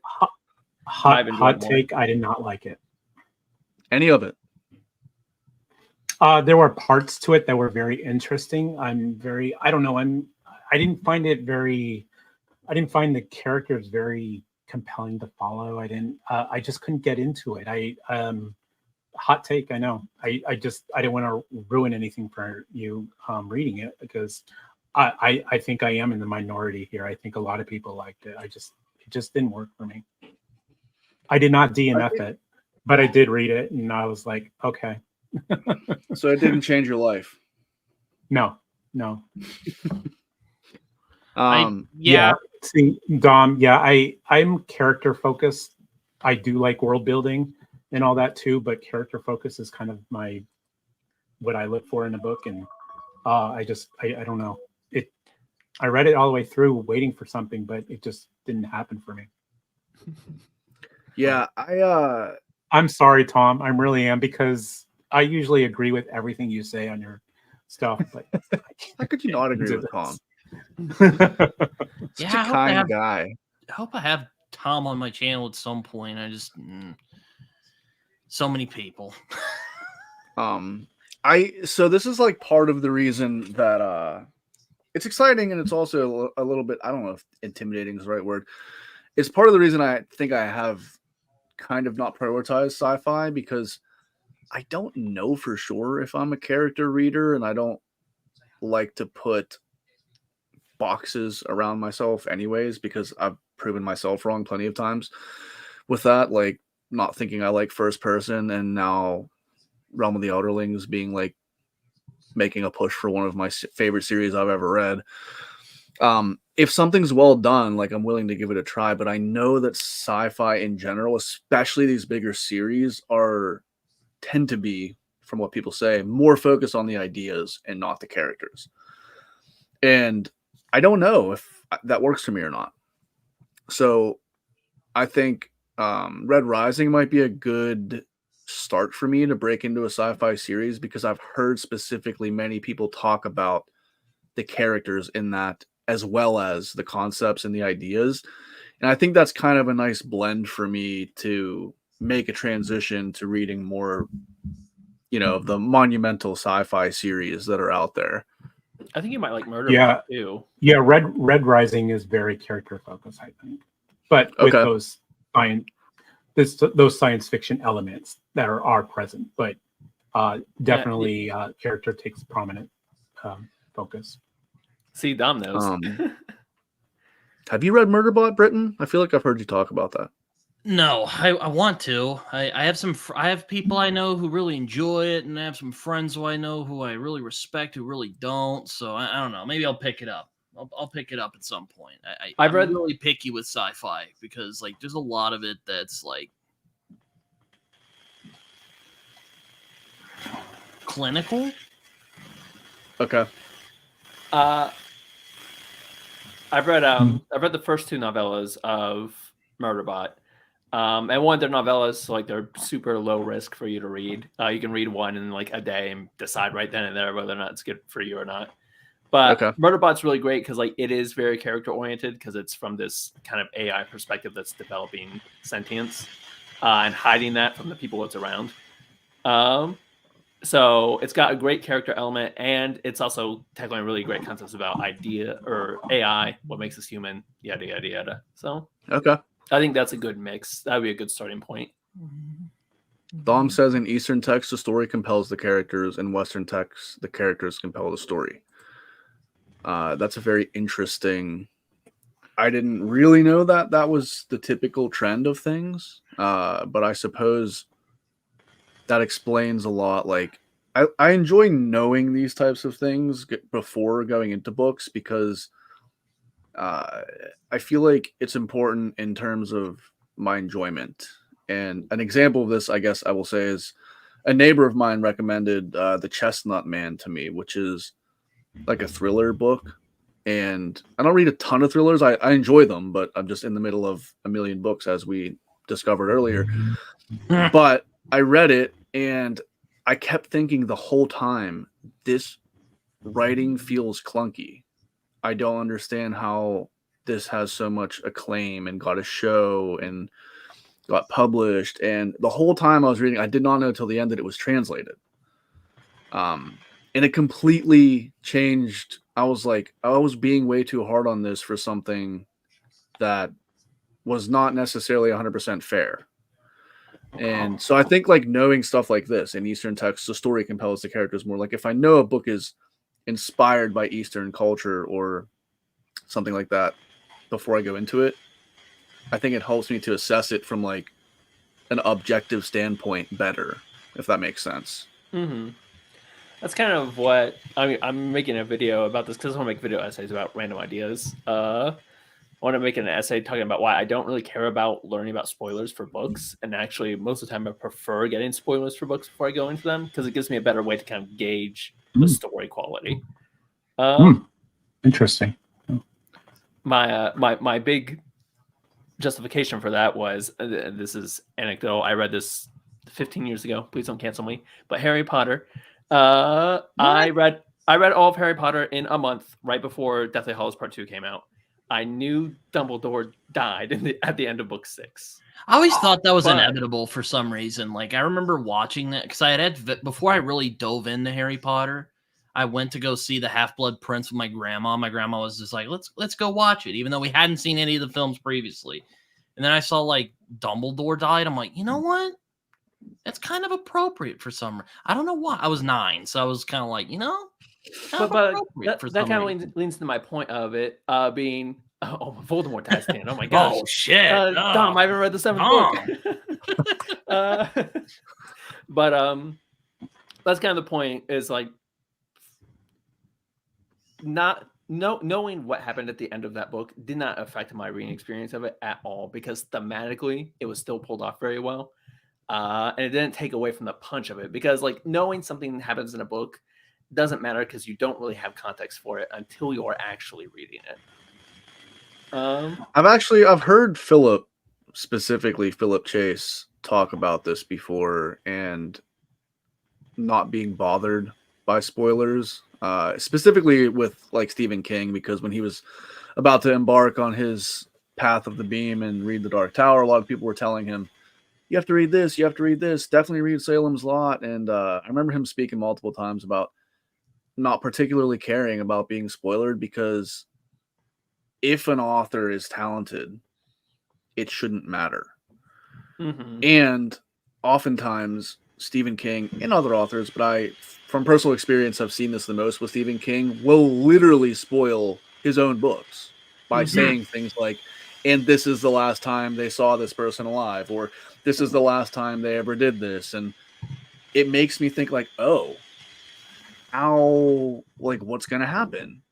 And he's still able to keep me engaged, which to me is a sign of a truly talented author,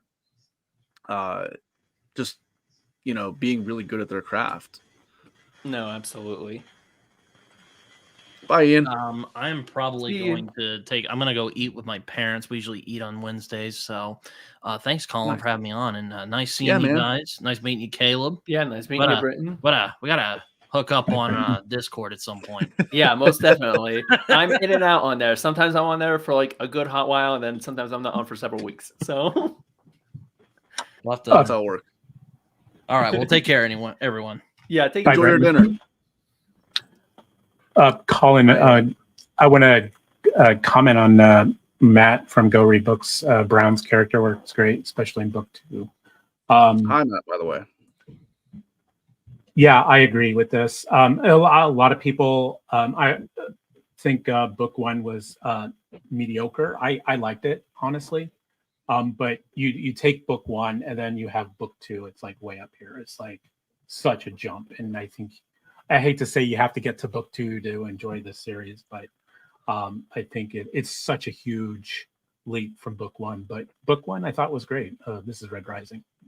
Yeah, I've been around long enough to kind of know the shtick with book 1. Kind of, not that people ever really, I mean, some people probably do, but say that you have to get to book 2, and because I'm not a big proponent of that either. But I kind of know like book 1 is typically people's like least favorite, or not necessarily that, but they're just like, just wait till you get to 2 to see really what this guy can do.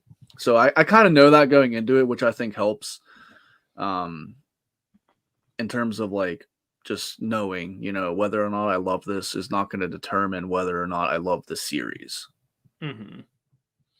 So I'm really excited. I don't know why. I have no idea why I've waited this long to start Red Rising. I've had it for like over a year on my shelf, but just it's amazing. I'm still debating. I read book 1.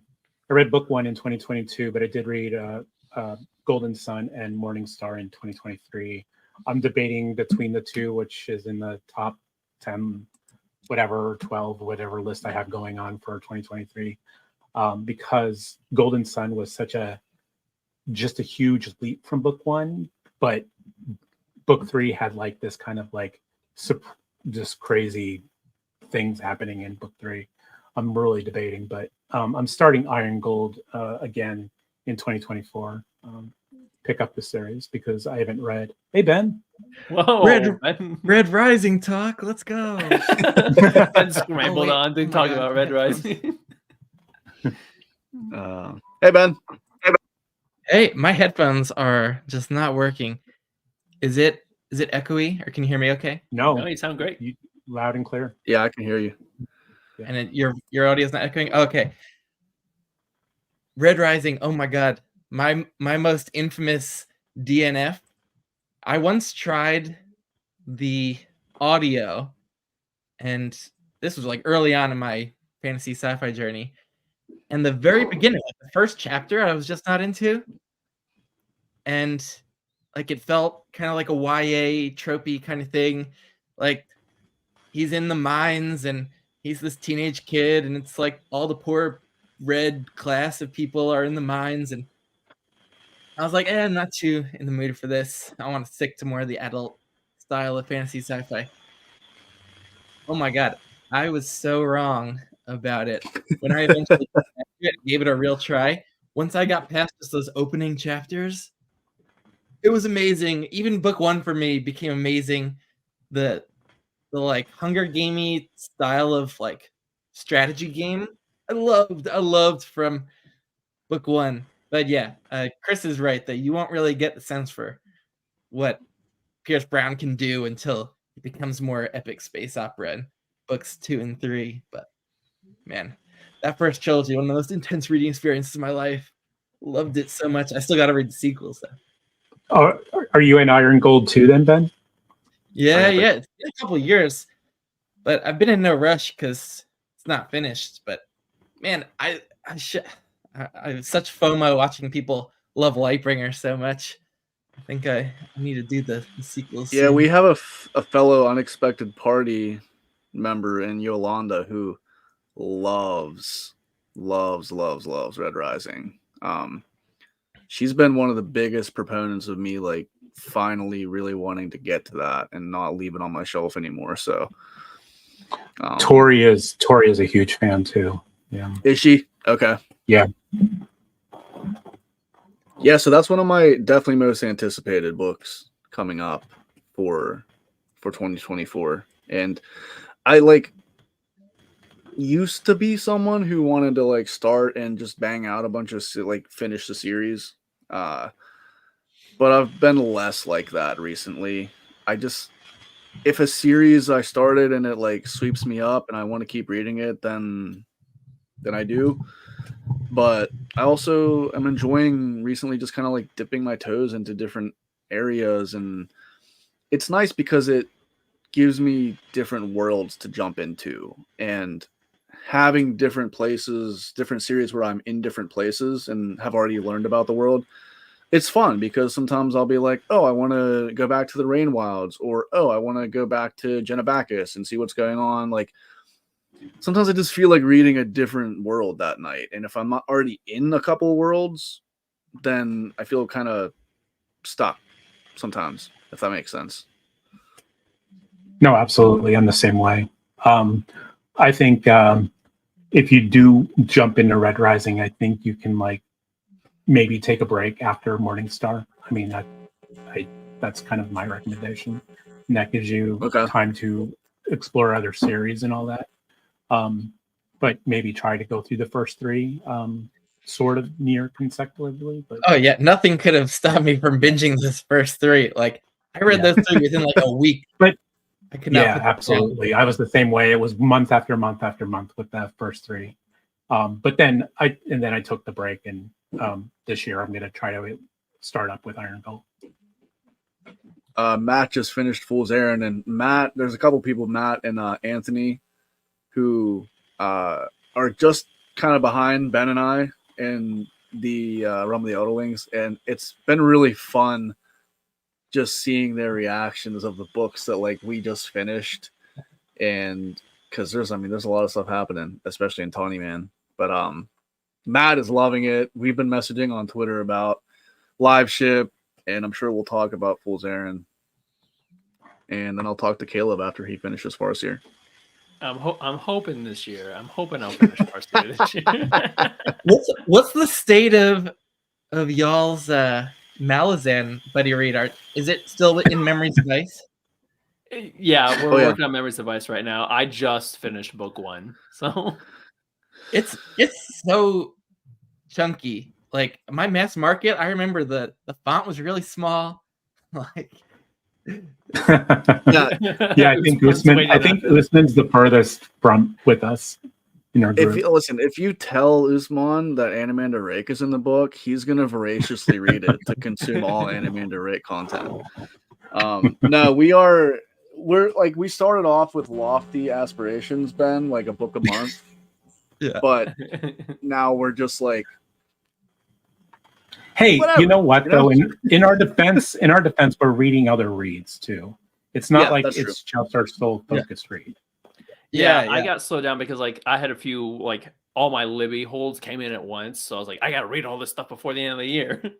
So I was just like cranking out shorter reads. But now I'm all in on Memories of Ice and The Spear Cuts Through Water, and that's it. Those are the only things I'm reading.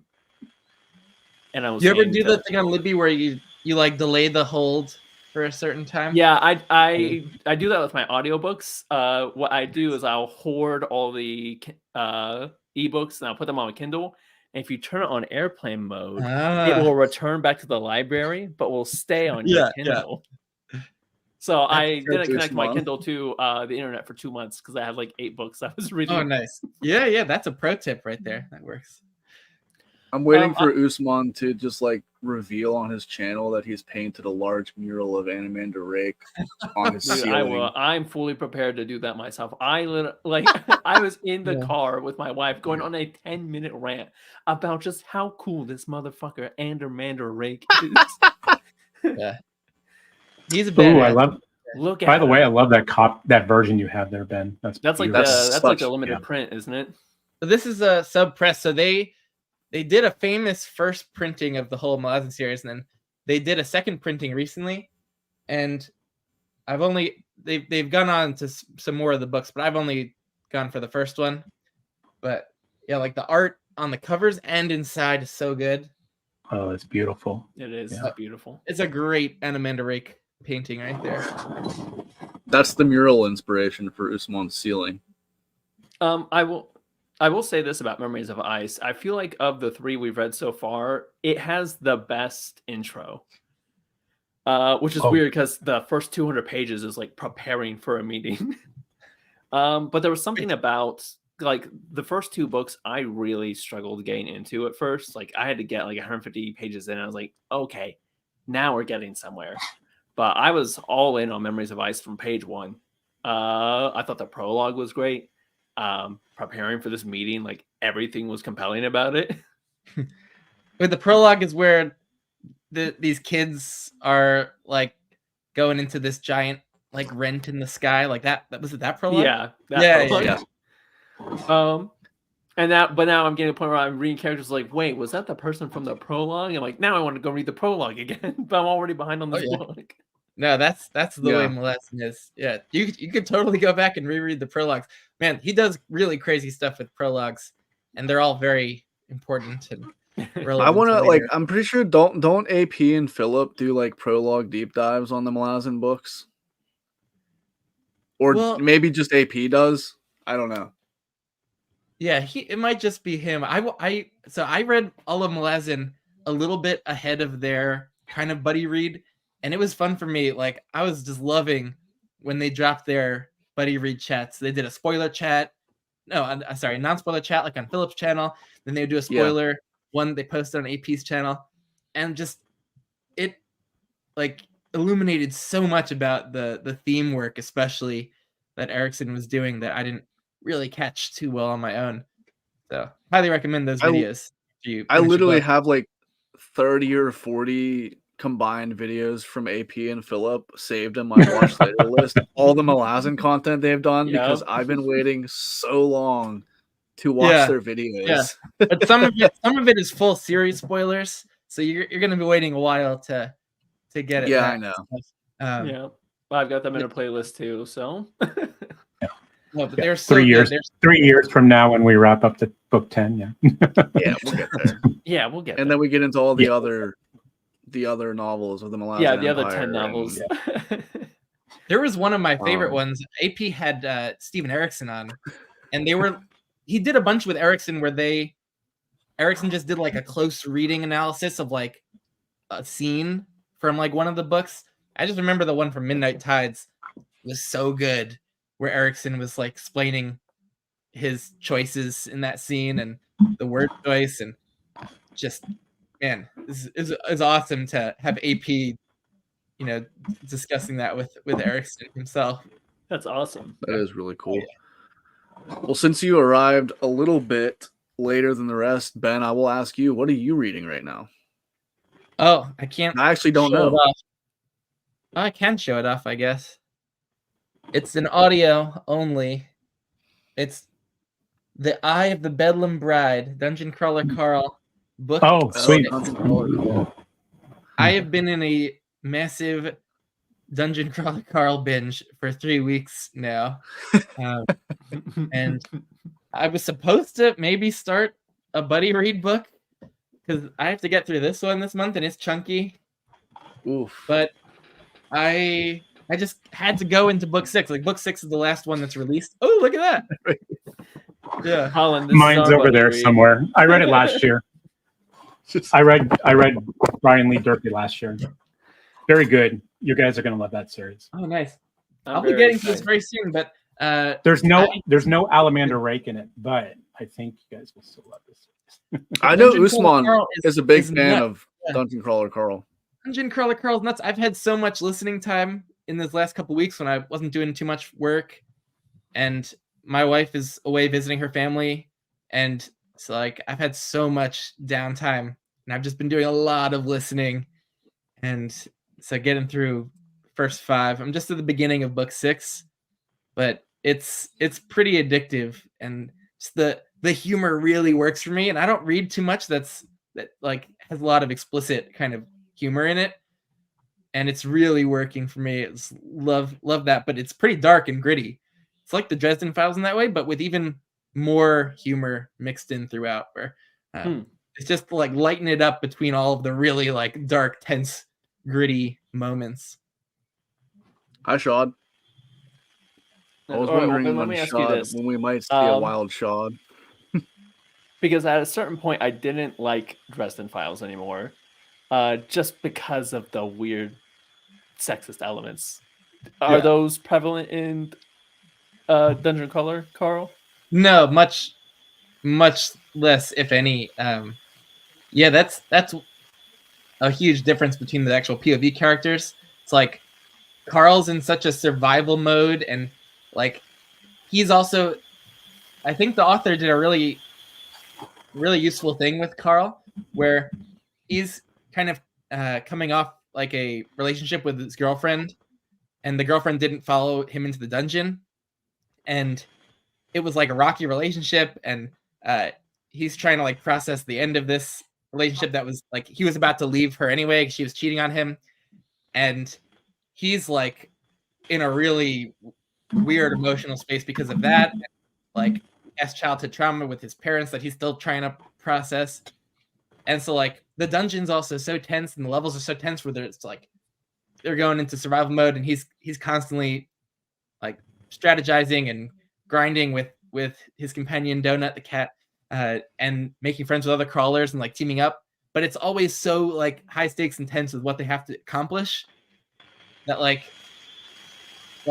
romance and sexual stuff is just not on his mind at all, and he's our only POV, and so like there's almost zero like sexual anything in the books, and so that's almost like not even a part of it at all. Okay. Yeah. Yeah, it's on my list, and I heard you have to. Their audio is recommended, right? Oh my god, I'm only doing it by audio. Only by audio. Yeah, Okay. Jeff Hayes is amazing. I will say, it gets pretty complex. Like some of the situations that he set up within these dungeon levels, like they're very complex and a little bit too much. So especially audio only, where I'm not able to go back and reread and print and clarify things for myself. So it's occasionally gotten like I wish it were a bit simpler, but besides a few things in some of the books that were a little hard to follow, the audio is so amazingly performed. So like one of the best performances I've ever heard. Nice. Just Jeff Hayes is a wizard with the voices, and they add special sound effects for like when players are just like doing their internal like chats with each other, which is like a voiceless text chat. Like they do little effects for that, so you know that they're doing the voice, like the internal like text chat. They do an effect when there's like the announcers for the game in the dungeon like are making official announcements, or the AI is doing an announcement within like Carl's interface. Like it's such an immersive audio for That one sounds cool. performer too. It's just spectacular. Nice. Oh, Ben Sweet. and Chris specifically. I don't know if my mom's still here, but look what she found. Some Robin Hobb merch for me. Look Wait, at, ready? that's Robin Hobb specifically. Oh wow. Yeah. Is that a line from the book? That's flipping awesome.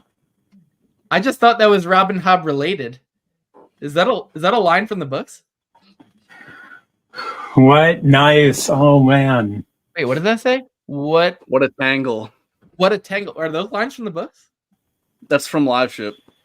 Shit. Yeah. Man, I don't remember that line. Remember the Damn, I want that. I want that shirt. She's gonna have to. Tangles You're gonna of have to serpents? ask her where she got. Oh, the serpent tangles. Oh, oh, those are serpents. want- Look at that. Oh, look at that. I want that shirt I don't know where Can't she wait got to that. read the live ship and get this reference. because Robin Hobb is actually pretty local to me, and she attends a lot of the cons up in my area. So I want to, when I go to the next one and she's there, I want to have her sign a shirt Nice. like Get that. this one. So I want that figure out. shirt. I'll ask my mom whenever she got this. Oh But my Yeah. god, what a nice gift from your mom. I Yeah, know. that's I awesome. didn't even know like Robin Hobb had merch like that. Maybe it's just fans that make it, but I was super pumped. My wife, before I got on this stream, she was like, "Is anybody ever going to understand that reference?" And I was like, "No, there will never be a single person on any street that I walk past that understands what this is from, but I don't care because it's so awesome." If I had noticed the serpents, I was ignoring the design on the outside. If I had noticed the serpents, I think I would have gotten that. Yeah, so I was really pumped. These are like two of my favorite Christmas gifts. Aside from she bought me the also Folio Society of Farseer. Nice. Yeah, I looked that up. I looked that up when you mentioned it on the website. That set looks beautiful. Man, Foley that is Society so- makes a lot of good stuff. Yeah, Wait, There what's it is. look at that? that. Wow. That's Folio Look at that Farseer? thing. Wow, that's awesome. Yeah, it's the first that I've I can't even get them out. It's the first Folio Society I've ever in. They're beautiful. Oh wow. Mm-hmm. Really, really cool. Ooh. And I would show the artwork, but I don't want to spoil anything. But, Oh, just give us a yeah, little something from the beginning there. Yeah, what's that? this is- Yeah, there we this is go. From the beginning. Wow. That's who? Oh, That Who is is Burrich, I believe. Yeah. that's There's beautiful. another one. Ooh, the fool. Look at that. Wow. That's a really I nice kind of love print. that. That's awesome. Yeah. So That almost feels like a Super. Renaissance painting. I know. I went through all the artwork, obviously, because I've read all of it, but these are by far the nicest books that I now own. And I didn't ask for them. Like, she just surprised me. That's all the that's Rob awesome. stuff. That's the best. Yeah. I really want to get the Folio Society version of Jurassic Park. Mm. It's a really beautiful cover. That and it's looks got really dinosaurs on cool. it. So, and Yeah, I don't love I don't the have- book Jurassic Park.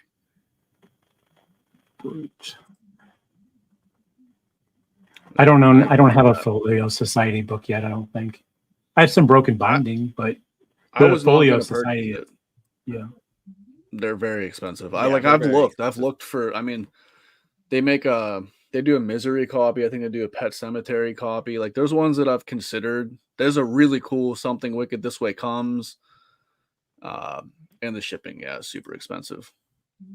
So Yeah, if I literally, did one from there, it would have to be a book that really speaks to me, not just to have, kind of thing. It would have to be really something that I really will say it is connects.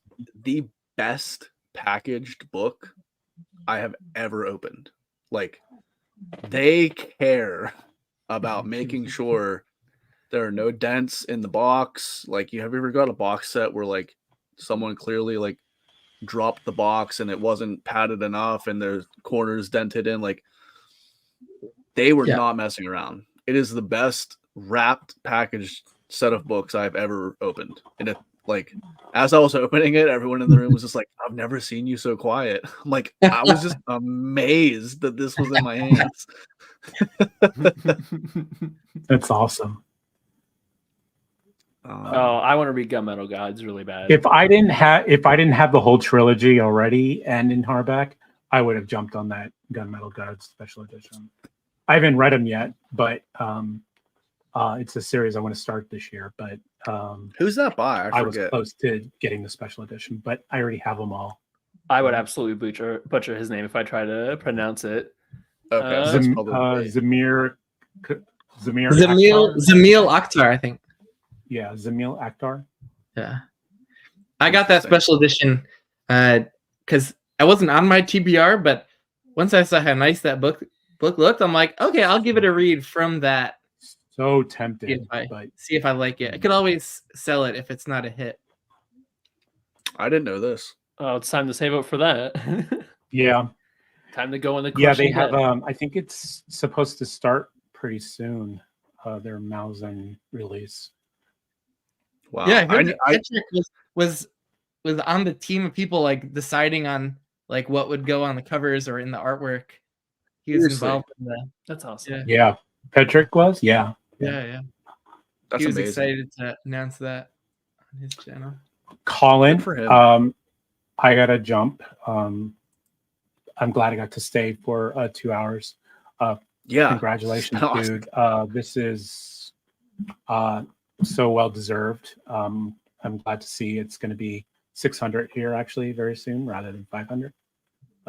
Anybody watching the playback, make sure you subscribe to Colin. He's pretty flipping awesome, and the rest of these guys. Agreed. Right back at you. I'm actually gonna say bye to Chris and also kind of take this opportunity to just wrap it up because I got to help put the little kiddo to bed and see if anything else needs done around the house because my wife is awesome and doesn't care when I sit and chat about books for 2 hours with people that also like to talk about books. So I want to thank you guys, both of you, and anyone who stopped in for just hanging out. This has been a ton of fun. Everybody in the chat, thank you for being here, and hopefully you enjoyed watching. But you want to let everybody here know where to find you guys real quick? Oh, Caleb? Sure. Sure. Ben, you can go first. I plugged myself at the beginning too. So with Genghis Khan, you could try to find me by searching for it, although you'll probably get Genghis Khan. So you can try to click around and find where I'm at. Yeah, so I'm Celebrity. I'm here on YouTube. It's Celebrity, but with an A, not an E. I do dark fantasy and horror and all that fun stuff. You can also find me on TikTok and Instagram. Same tag. Sweet. Oh, also, side note for anyone that's still here, Ben and I will be this Sunday morning doing a live chat about Dragon Keeper and Dragon Haven, the first 2 books in the Rainbow Chronicle. So if you've read it and you want to stop over and chat with us, we would love to have you. Again, thank you everybody in the chat, and thank you everybody who popped in for making this a ton of fun. Thanks for subscribing to the channel, and let's see where 2024 takes all of us. Congrats on the 500. Yeah, 600. Thanks, I appreciate 600. it. 600s, we're coming. See you guys. See ya.